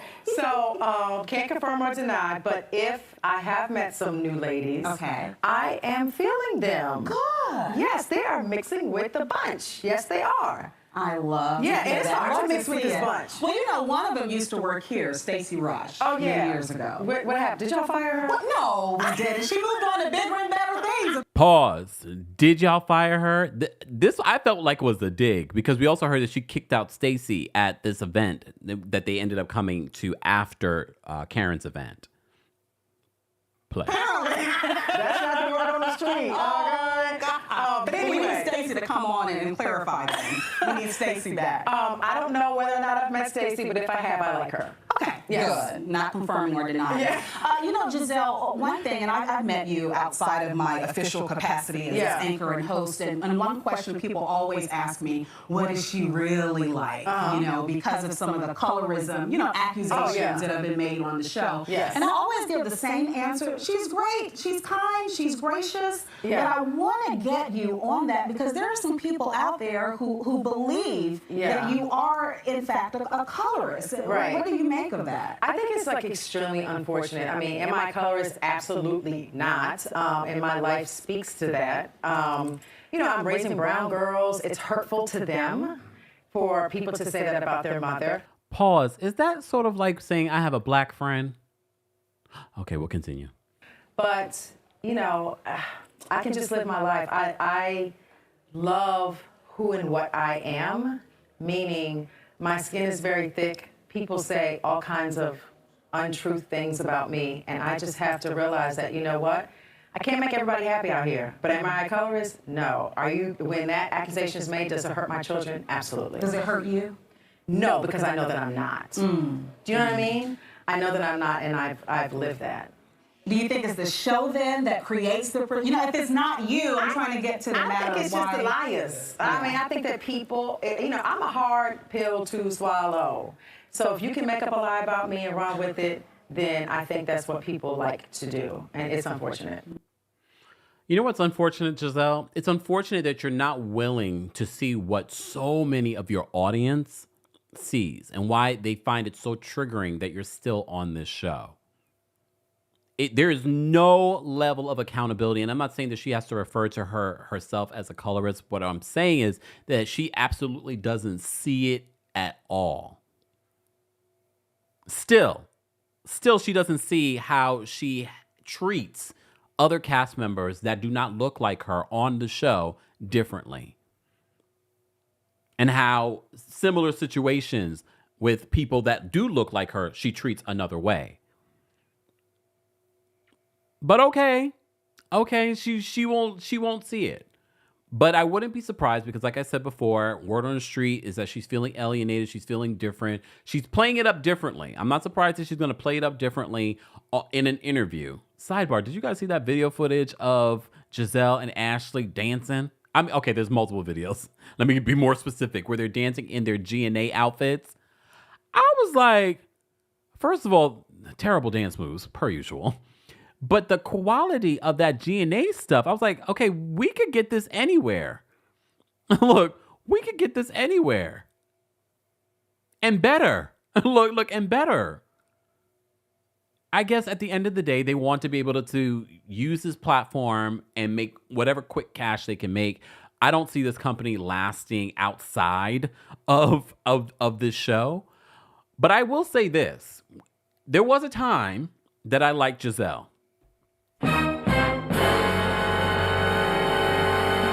Others won't admit it. I will. But these were like the early years. And I loved the fact that when she started on this show, she started a makeup line. There were people starting businesses with their show, but I was like, look at her being entrepreneurial. I mean, it's now closed. Okay. It's now closed, and apparently they didn't tell their customers. Anyways, it's fine. But I was just like, you know what? Good for you. Good for you. But here we fast forward to now. Anything in regards to businesses? Like you don't have to have fashion sense to start a fashion line? I guess. Look, I guess. Neither one of them have fashion sense. Neither Ashley or Gizelle have fashion sense. I wouldn't personally, I mean, they're not making it for me, but ladies in the live chat, be sure to let us know. Are you looking for G&A? Anyways. So that was Gizelle's take on the current season, missing her friend Robin, and the backlash that she's received for being accused of being colorist on the Real Housewives of Potomac. She's saying that she is not. And based off of her brown-skinned daughters and her history, she is not.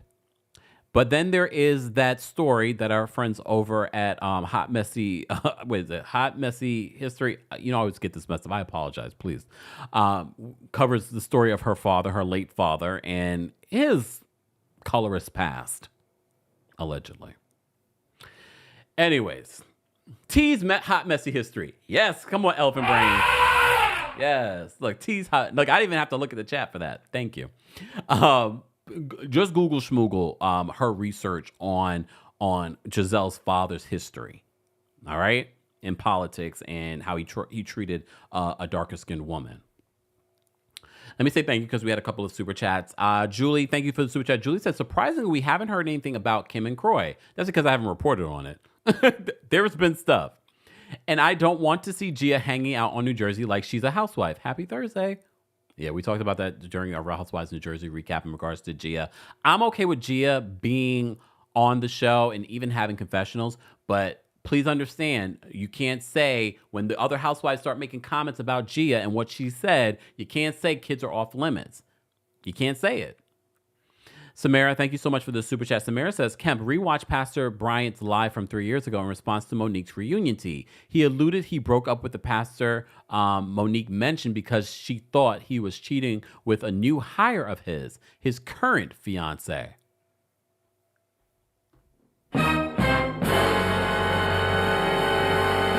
Honestly, I'm not going to rewatch it because, like I said, when we covered this on Tuesday Takeover, I was uncomfortable with the announcement. So many of you hit me up asking me to talk about Jamal Bryant getting engaged. And I said to you, the way that he's cheated so bad over the years, allegedly, says to me this man probably will never be faithful.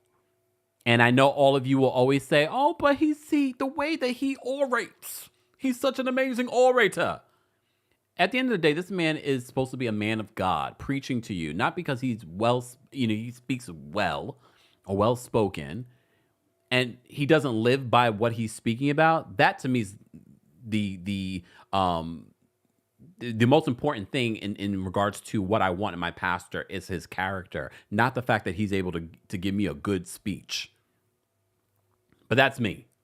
So I won't be rewatching what was said when he did his live. Because I'm not surprised. I'm not surprised. I just feel bad for Dr. Carrie. Turner, right? Mm-hmm. Ms. Esquire, thank you so much for the super chat. Ms. Esquire says, I am so tired of don't say that about me because it hurts my children. Between her, Lala, Sheena, and others, there is too much weaponizing of children by these folks. Agreed. Because because remember, then it turned into don't talk about the parents. I was like, okay, so what are we talking about? Ann says, you used the term elevated while showing a photo of Candy and Todd. Snoop's wife should aspire to do as such. Imagine being a strip club owner as a grandma. What happened to improving the culture or community? Imagine. I don't know that much about Snoop's wife. I don't know. Well, look, make your money. Look, I'm not going to shame someone for owning a strip club. At least she owns it. Look. Just saying. Somebody's buying it. She probably makes lots of money down in the valley with the girls. When does that show come back? When does that come back? There are way too many delays with that show. Anyways, let me see. All right. Where do I want to go next? All right. Since we're talking about, we just did some reality television. Let's talk about some Diddy. All right. Oh my goodness. I have so much to talk about still. All right. Let me stop getting sidetracked. Diddy. So yesterday we gave you a report on Diddy in regards to the expose that Rolling Stones conducted. They did an investigation into Diddy for the last 6 months. All of the stories that they gathered, they stem over decades, all the way back to his college years. They even tell a story of where he apparently showed up at his girlfriend's dormitory and was acting a fool. Thank you, Tyree. Tyree says P-Valley's filming in Atlanta right now. Thank you. Diddy was acting a fool. This is stemming back all the way to the 90s. So you're telling me when Diddy went on his apology video and was saying it was a dark time in my life. The dark time in your life seems like it's been lasting since you were born at this point. So they talk about that. They talk about how he refused. He even said, I would die first before giving Biggie his publishing. Because apparently Biggie wanted to leave Diddy, like everybody wanted to leave Diddy. I mean, that's not hard to believe. When you think about all of the people that have accused Diddy of stealing publishing and not giving back publishing and things like that, stealing from his artists, are you shocked that he would, allegedly steal from the Notorious B.I.G., his biggest artist? And there have been accusations that Diddy somehow may have been involved in the slaying of Biggie. They also tell a story in this Rolling Stone expose about Shakir Stewart, who unalived himself a few years ago. He was so young, too. He was like 30-something years old, I believe.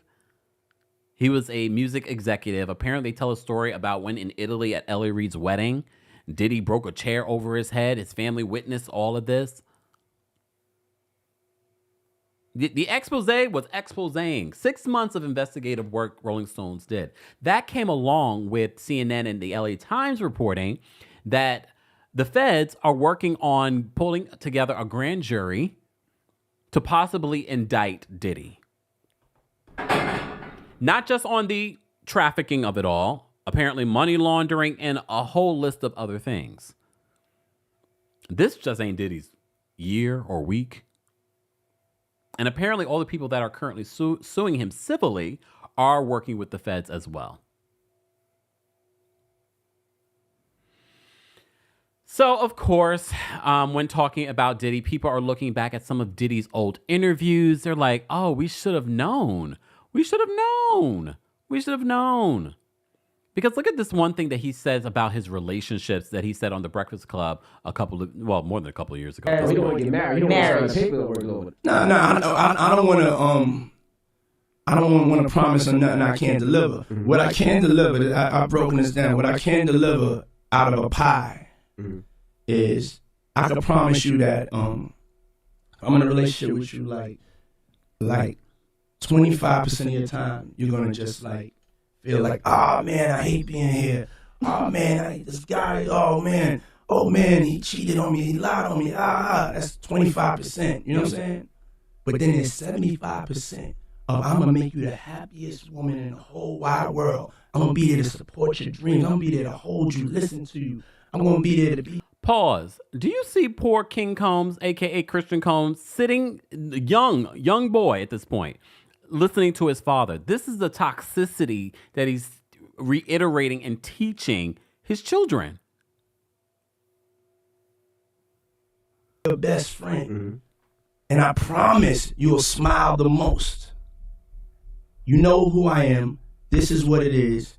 25%, 75%. Which deal would you choose? Now, for most of you guys, don't try this at home. Don't try that at home. Because this probably isn't normal for you. To get down. No, you have to be honest. Marriage is about honesty. Not try this at home. Marriage is about honesty. This is a different type of marriage. Let's go into a new time, a different type of marriage. Married men here don't get, flustered. Let's be honest. I'm bringing 25% of some bullshit.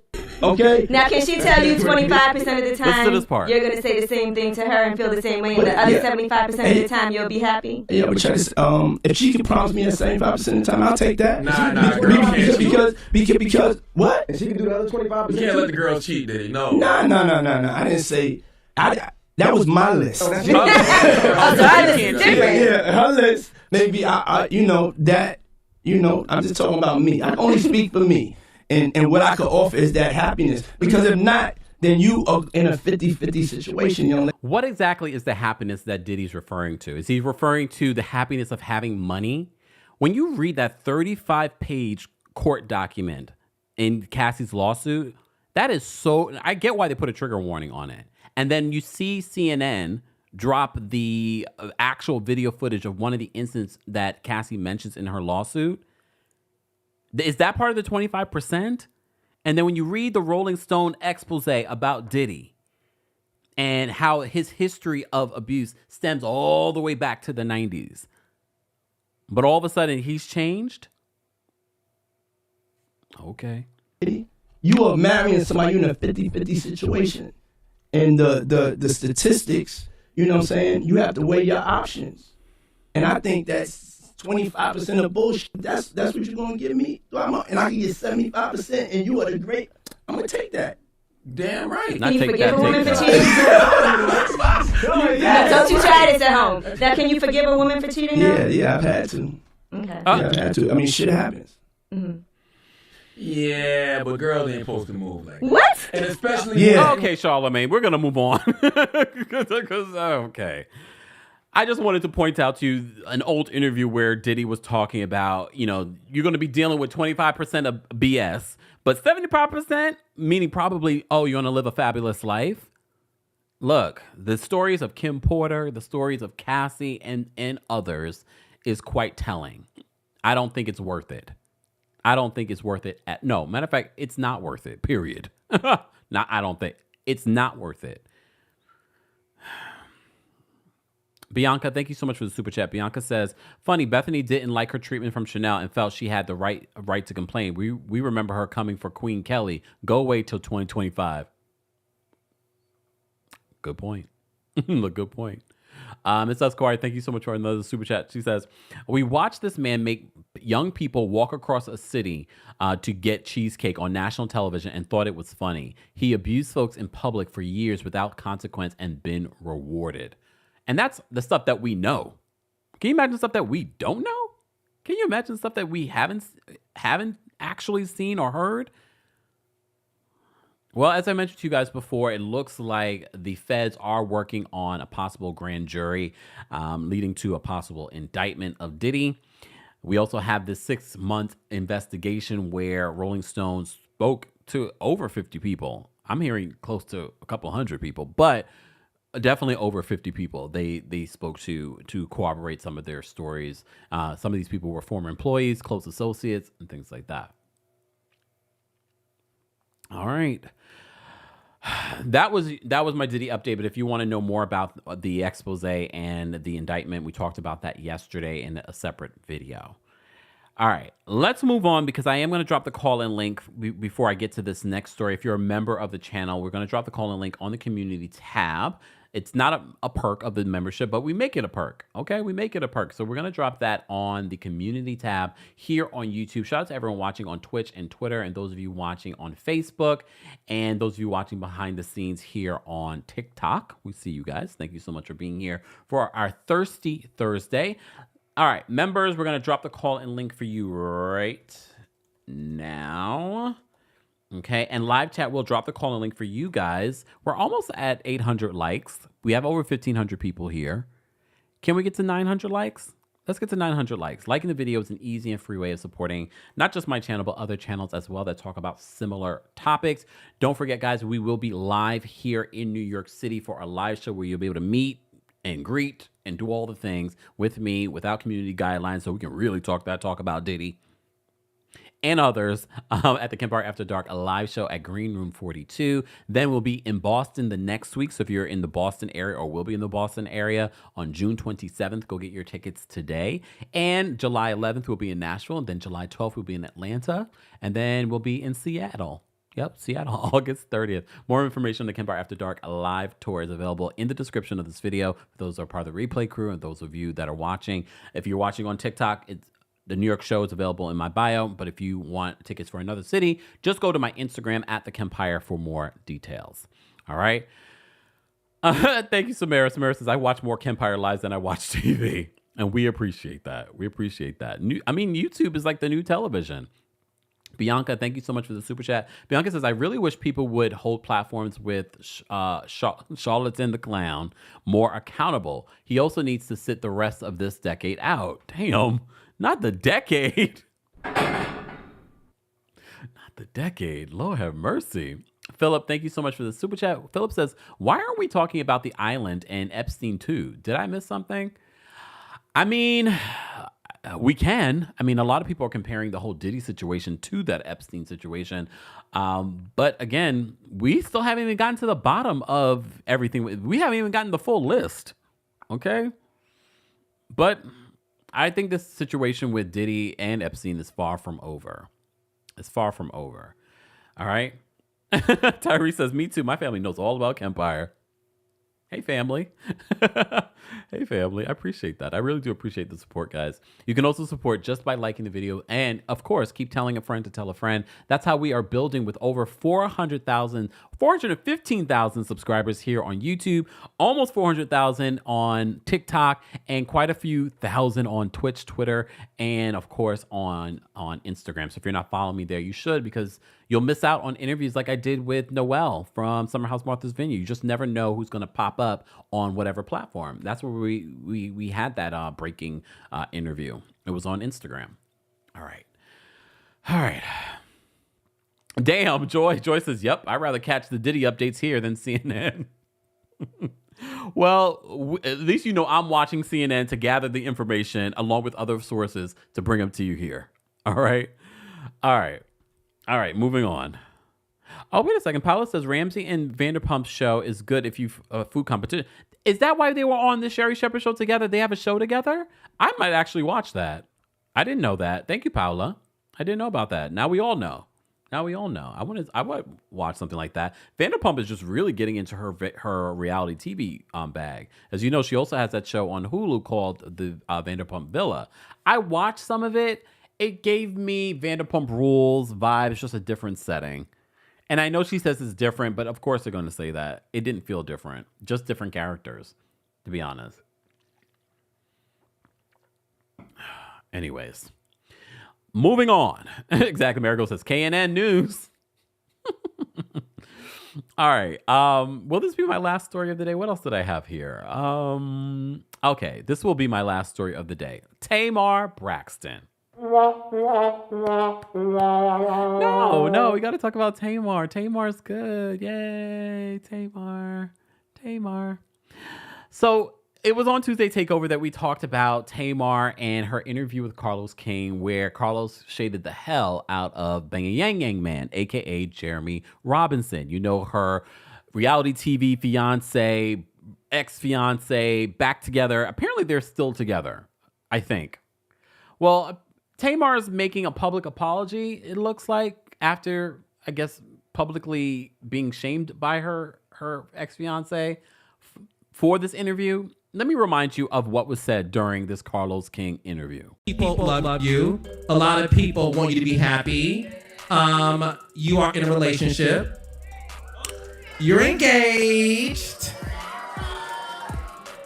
Y'all do not like that man. Okay, let's talk about Colonel Sanders, honey. Oh, no, don't call him that. Don't do that. No, you know, but that's how I'm joking. When I look at him, I sometimes crave for a 2-piece chicken, you know, thigh and leg with a mashed potatoes, coleslaw, and a biscuit. He do not look like that. I'm teasing you, girl. I'm teasing. He No, he's look like very that. handsome. Talk to me about that relationship, because listen, one thing about her. So the world does think Tamar Braxton has allowed this white man to confuse her, do her in, defend her whiting, and a lot of your fans be like, now look, Tam, I'm a ride for you, bitch, but look, you're real slippery. They said you're hiding the ring. No, I'm not hiding anything. So the truth of the matter is, JR and I decided that, we would keep our relationship Private. I'm assuming she finished that sentence. So after this interview was revealed, this interview was done, I think, back in April when they were in Atlanta. And we heard things that came out from the interview, including Tamar talking about not wanting to be on Real Housewives. I guess she had was in talks to be on Real Housewives of Atlanta, but decided against it because of, I forgot the quote, but basically very hypocritical. Okay. Anyway, so JR responded to this interview on his Instagram, saying, apologies mean nothing when you come for my foundation. You know the truth, but want to key. Well, I guess the exclusive has to come out. Tired of protecting people and getting ish on. Their whole phase was during my in love phase. Oh. Flowers and billboards don't mean ish when you have your heart broken. He then said, truth is they are not ready for me to tell my side of the story. But I can only be thrown under the bus and not defended for so much longer. I'll be Colonel Sanders and give you some chicken to eat with my story. Keep poking the bear. He then says, bang yang yang man, a man can only take so much. I always wanted to protect, even when we aren't together, but stop allowing indirects to throw me under the bus. Your shade creates more uncertainty, and your people thrive on stating what you never say. I'm too graceful, and that's coming to an end. Thanks, Carlos King. So Tamar took to her Instagram story, and shout out to all of you, because I agree. They were like, do these two not have each other's phone number to text each other these emotional moments? All right. So Tamar on Instagram, per usual, says, when you truly love someone, hurting the person that you love is far worse than being hurt by the one you love. I'm new to true love and loving myself. I'm so sorry that it's you that has to feel the trial and error. I wish for the opportunity to give an apology and be forgiven for it all. In relationships, we take being forgiven for granted. It's a blessing to be able to say I'm sorry and see another day in the war of love in this together. No matter how much I feel I was right, you felt wronged. And I gotta respect that. I'm not embarrassed for being open about how I feel. I'm embarrassed of how I made you feel. I'm sorry.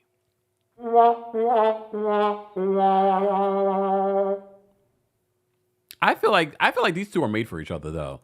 Their personalities seem perfect for each other. They both love this social media behavior. They both love playing their relationship out on social media. A lot of people said, I don't know how you even took this man back after he went and slept with Tommy Lee and told all your business to Tommy Lee, only for Tommy Lee to come on social media and drag you. And the only reason why Tommy Lee came on social media and dragged you was because on your live show, meaning Tamar, when she was performing live, she talked about Tommy and threw shade at Tommy. So you got what you deserved, Tamar, in regards to that. But it's a sad day when Tommy Lee, from Zeus and Love and Hip Hop, is able to drag you. So Tamar is very apologetic. She said a lot of nothing in that Instagram post. But if he accepts it, and maybe the reason why she had to make it a public, because I know a lot of people were like, why can't y'all just text each other? Well, she probably had to make it public because this interview with Carlos was public. And here we are. At this point, when are y'all getting married? Look, when are y'all getting married? And I know you're thinking, Kempire, don't encourage them to get married. They should not get married. They're engaged. How long are you? Look, I agree with people that say don't get engaged unless you're ready to get married. I don't like these 3-4 year engagements. However, it should be noted that these two have had an on again, off again relationship. And one of his baby's mother came out on social media and blasted Tamar in the early parts of the relationship and said that since she's been around, she's caused nothing but chaos. And all of you said, sounds about right. Sounds about Tamar. Hopefully they're in a better place because the baby's mothers haven't come out and said anything recently. But we will, now that I've said that, God, can I get a break for the rest of the day, please? All right. IB says, don't sleep on Tommy. She'll get you together. And she did. We covered that story. If you missed it, just Google Tommy Lee Tamar Kempire. It will come up. Okay. Ivy says, rush marriage for what? Let them be. Anyways. And damn, E. Billy, I'm not sure if you're being sarcastic. She says, wow, amazing, Tamar. We aspire to be her. Great choice with partners. All right. Did I cover everything that I wanted to cover? If not, we'll talk about it on Tuesday Takeover or in a separate video, guys. If you haven't subscribe to the Kempire YouTube channel, but also follow us on TikTok, right? TikTok, we have a good kiki and watch parties there. Sidebar, Bravo's conducting watch parties around the country instead of BravoCon. Our watch parties are better, I think. So be sure to check that out on our TikTok and follow us on Instagram and get your Juneteenth merch. For those that are listening, head on over to houseofkempire.com or TheKempire.com and click the shop button. You can get some Juneteenth merch, our Pride merch, Pride Month is right around the corner. So get your Pride merch and wear it to the show. We're going to get to some thirsty 30 seconds with some callers. If you remember the channel, we posted the call-in link on the community tab. A live chat, we're almost at 900 likes, so I'm going to drop the call-in link for you guys as well. Please respect the timer so that we're able to get to everyone, All right, let me press enter. There we go. All right, let's get to some callers. Let me put up my disclaimer, though. Let me put up my disclaimer because y'all be acting up with your opinions, which is fine. Okay, there goes my disclaimer for the callers. All right, callers, are you ready? Wendy's backstage. I know Wendy doesn't have a problem at all when it comes to keeping it under 30 seconds. So Wendy, what did you want to say? Hi, Kempire. Okay, I want to talk about the guy that got busted driving. Okay, so I did not see a steering wheel. So why didn't he just say, no, I'm riding with someone? I was like, that was a true your mama don't like you moment. Okay, the next one I wanted to tell you, I think there's a show called Buy in London. It's either on Netflix or Hulu. And I think now when I saw it, I knew that you would like that. So that's all I got to say. I would. Have a great day. You too. Thanks, all Wendy. Right. Take care. Bye. Look, y'all don't want me to leave the house. It's summer. Can I have a hot boy summer? I'm kidding. I don't really care. All right, we're going to bring up Miss Bernice next. What's going on, Miss Bernice? What up, though, Kempire? What up, though? How you doing today? I'm well. How are you? I'm fine. And Detroit is 3 hours away from you, but I digress. Tamar and her man with his barbershop quartet need to go in the corner and sing "Won't You Go Home, Bill Bailey." I don't care about their relationship. Yeah. You 40-something years old and you acting like you 21. That's the problem. Your maturity level has digressed instead of going forward. And that's tired. Both of y'all tired. She need to go listen to Cash Doll Commandments and learn a few things. Ooh. Not Cash Doll Commandments. Yes. All right. Thank you, Miss Bernice. You're welcome. Bye-bye. Take care. Not Cash Doll. Sidebar. Cash Doll, the rapper. Wasn't she just pregnant? Now she's pregnant again? Am I wrong? Am I mixing people up? I think I'm right. I mean, good for her. But I was just sort of like, wait. Didn't I just see you pregnant? All right. Anyways, congratulations, Cash Doll. All right. Jessica's backstage. We're going to bring Jessica up next. Jessica, what did you want to say on this Thirsty Thursday? Hi, Kempire. How are you? So I just want to quickly say that I actually, unpopular opinion, I agree with everything Lala said. Oh. And I stand on it. I think Ariana did dictate a lot, and I love the shady producers showing Ariana in that light. And also, I want them to unpause Martha's Vineyard. I think it was very refreshing to bring it back to Bravo TV. We need diversity, Shaw's of Sunset, Family Karma. I'm tired of Beverly Hills and all of that. So have a good day, Kempire. You too, Jessica. Take care. Perfect timing. All right. We're going to bring up Miss Esquire next. Miss Esquire, what's going on? Hey, Kempire, how are you? I'm well. How are you? I'm doing good. I couldn't disagree with Jessica more, but what I am going to say is one person who is not getting enough smoke from the VanderPump Rules reunion is James to me, because he also abandoned Ariana, and there were times during the reunion, particularly part 3, where he was co-signing things that Lala said, like when he was like, damn, and you did say that very well. I'm like, weren't you the same person who was like also on her team last year, and you have also monetized from this scandal? So out of everybody who's getting smoke, who deserves it, he needs more smoke. Definitely. All right. Thank you, Ms. Esquire, for calling in. All right. We're going to bring up some more calls. Guys, you're just joining us. This is our Thirsty Thursday. If you're part of the replay crew, be sure to let us know your thoughts on any of the hot topics that we discuss. And don't forget to let us know where you're watching from and your ratings for the VanderPump Rules reunion and the Valley. And if you're watching Love Undercover, which is available on Peacock. Peacock, just run me a check. All right, Toya, what's going on?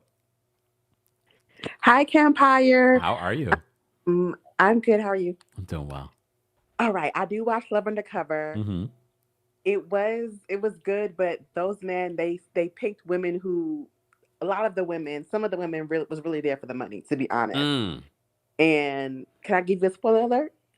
You can. I don't mind a spoiler, but for those that haven't watched it and you mind, here's your heads up. Okay, now tell me. None of them are still together. It doesn't look like none of the couples. Are we surprised? Like, that's not even shocking to me. Oh, okay. That's not even shocking Tamar to me. is tripping. Also, Tamar is tripping over that man. Okay? Yeah. Toya, thank you so much for calling in. Thanks, Kempire. Bye-bye. Damn, I used part of her time to have that moment. Sorry, Toya. All right, we're going to bring up Izzy next. Izzy, what did you want to say about anything that we talked about during our Thirsty Thursday? Well, I wanted to start by sharing my good news, which is that my birthday is this weekend. Happy early birthday. Thank you. It's Gemini What are you doing? season. I know, I mean, we don't claim Bria. I mean, I don't. Damn. I mean, I will say that I really was sad to hear about the pause for Martha's Vineyard. I actually just started watching it this season. So, thanks Bravo and Peacock. But, but that was really it. That's all I wanted to say. So have a great, rest of your week, everybody. I'm off work. Enjoy your birthday. Thank you. Bye. All right. Shout out to anyone celebrating a birthday. If your birthday just passed, happy Gemini season. I mean, I'm still sad that Taurus season's over. Where did it go? Anyways, all right. We're going to bring up Jazzy next. Jazzy, what did you want to say?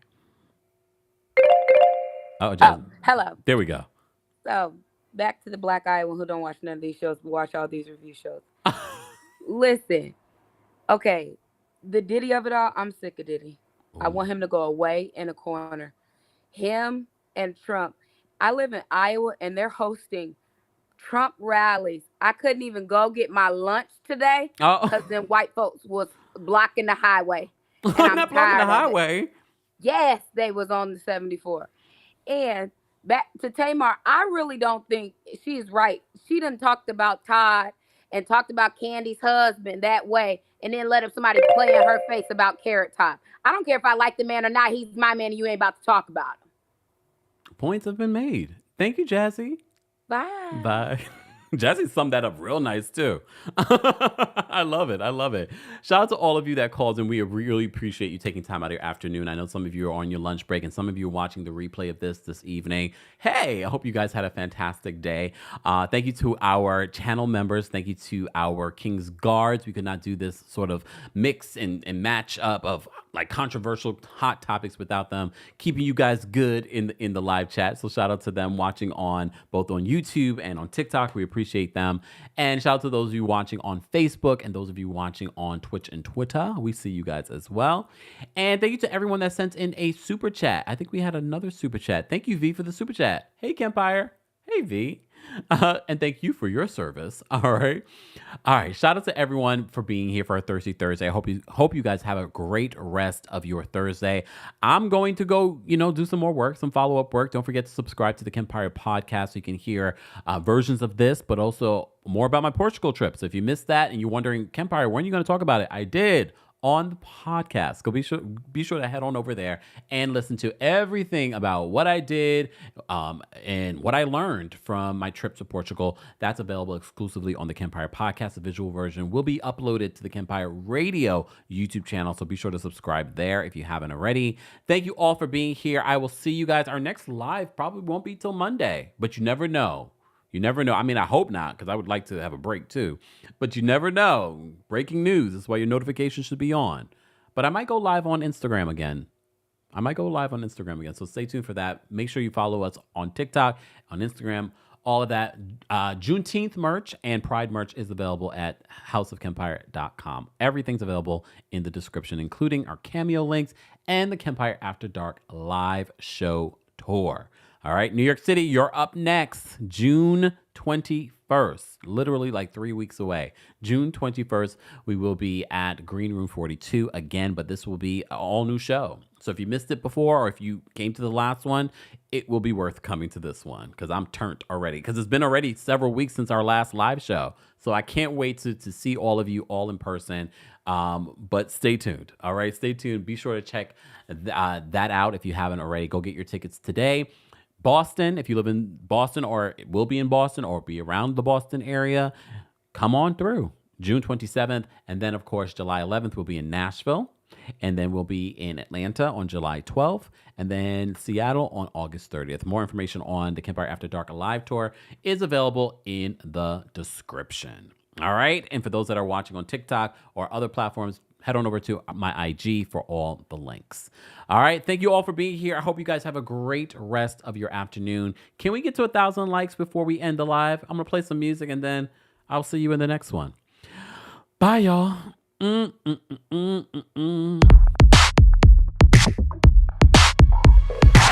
like a G, sipping Hennessy, president of sweet, looking like a young Barack Obama. Skipping to the beat, giving hella heat. I'ma need a seat just to count up all these dots and commas. I think it's evident I'm the better man, I'm the jam. I'ma have you crushing like a four-wheel monster. Who you know who looking like this for real? Who you know who looking like this? Baby, baby, won't you listen to me? I got that flavor, I know you're dying to feed. I ain't no dancer, just got some hip in my feet. Now throw your hands up.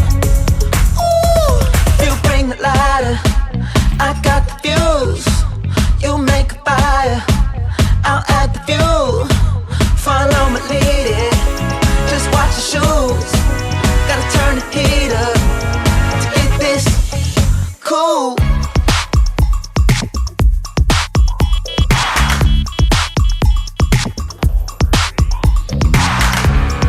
Chin up off the ground and flash that smile for me. Put some pep up in that step, it's going down, sure.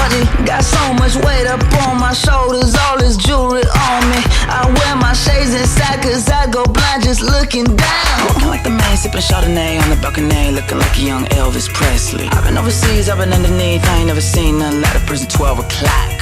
I don't know nobody looking like that. I don't know nobody looking like that. Pause. Did they leave? Did everyone leave?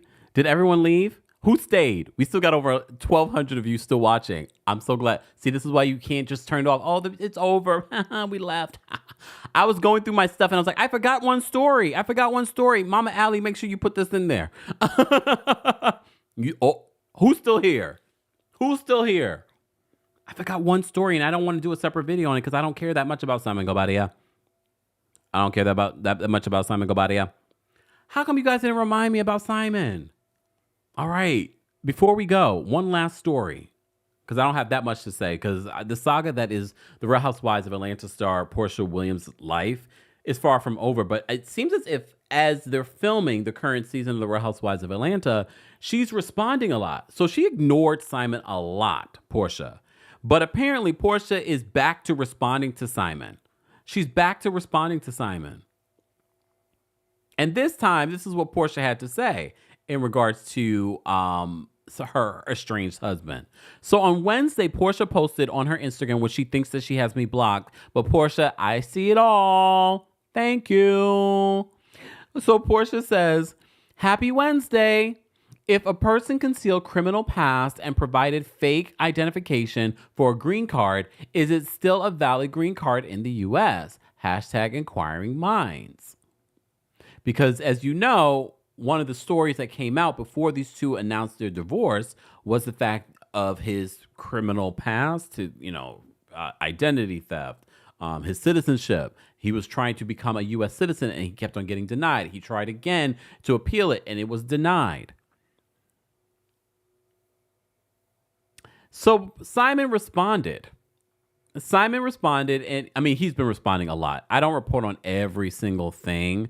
Someone on my Instagram was like, you should report on Simon's stuff. Don't be biased. First of all, this is not CNN. Second of all, it would be a full-time job to respond. Every single day, Simon Gobadia is writing some sort of shady remark towards Porsha. I can't do that every day. I don't even care about him. I am actually very upset with Porsha that she has put this man in our lives.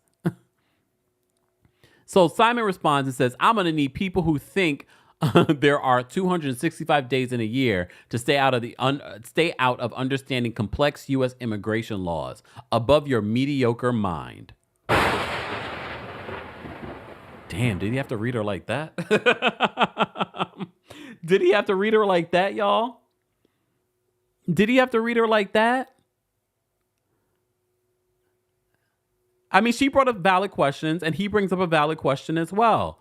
But my question to both of them, you guys had no problem with this lackluster relationship partners when you were getting together while you were still married. I don't think they realize it doesn't land well the way that Porsha's trying to shade him. And then he's talking about how she has a mediocre mind. You had no problem with that mediocre mind when you married her. So both of you look foolish. Porsha, you look foolish because the streets had already been talking before you even married this man. So many content creators had dug up so much dirt on Simon. And I'm sure I never really believed this relationship. I told you this. You remember when we recapped Porsha's Family of Lies. I'd never believed this relationship. Ever. However, look,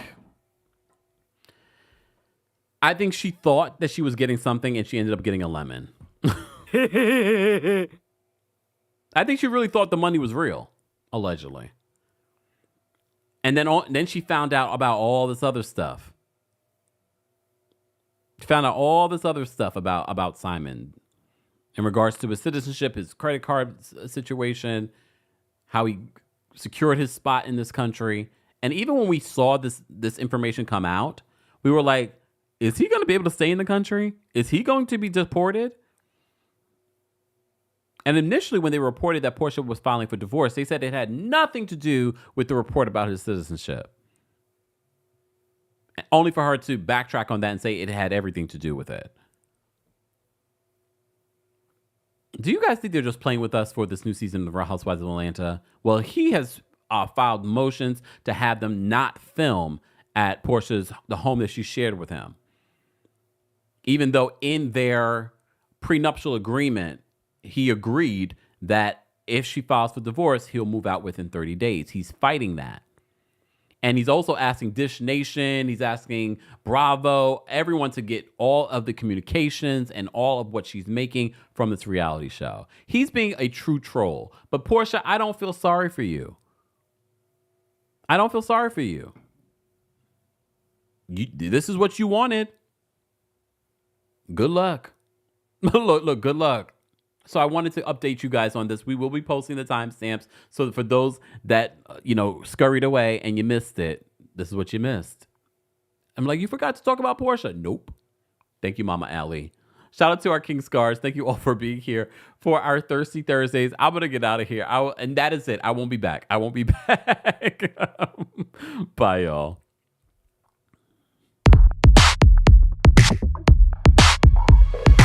Like a G, sipping Hennessy, President Sweet, looking like a young Barack Obama. Skipping to the beat, giving hella heat. I'ma need a seat just to count up all these dots and commas. I think it's evident I'm the better man, I'm the jam. I'ma have you crushing like a four-wheel monster.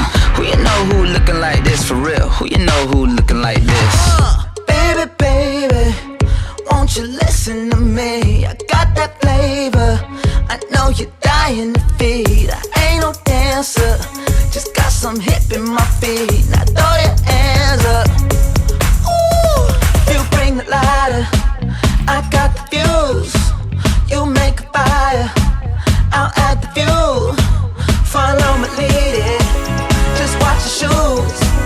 Gotta turn the heat up to get this cool.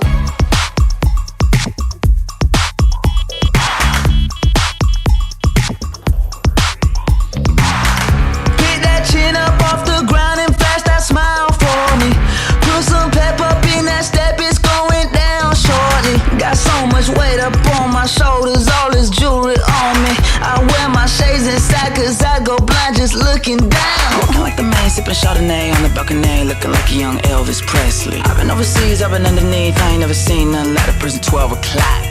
I don't know nobody looking like that, I don't know nobody looking like that.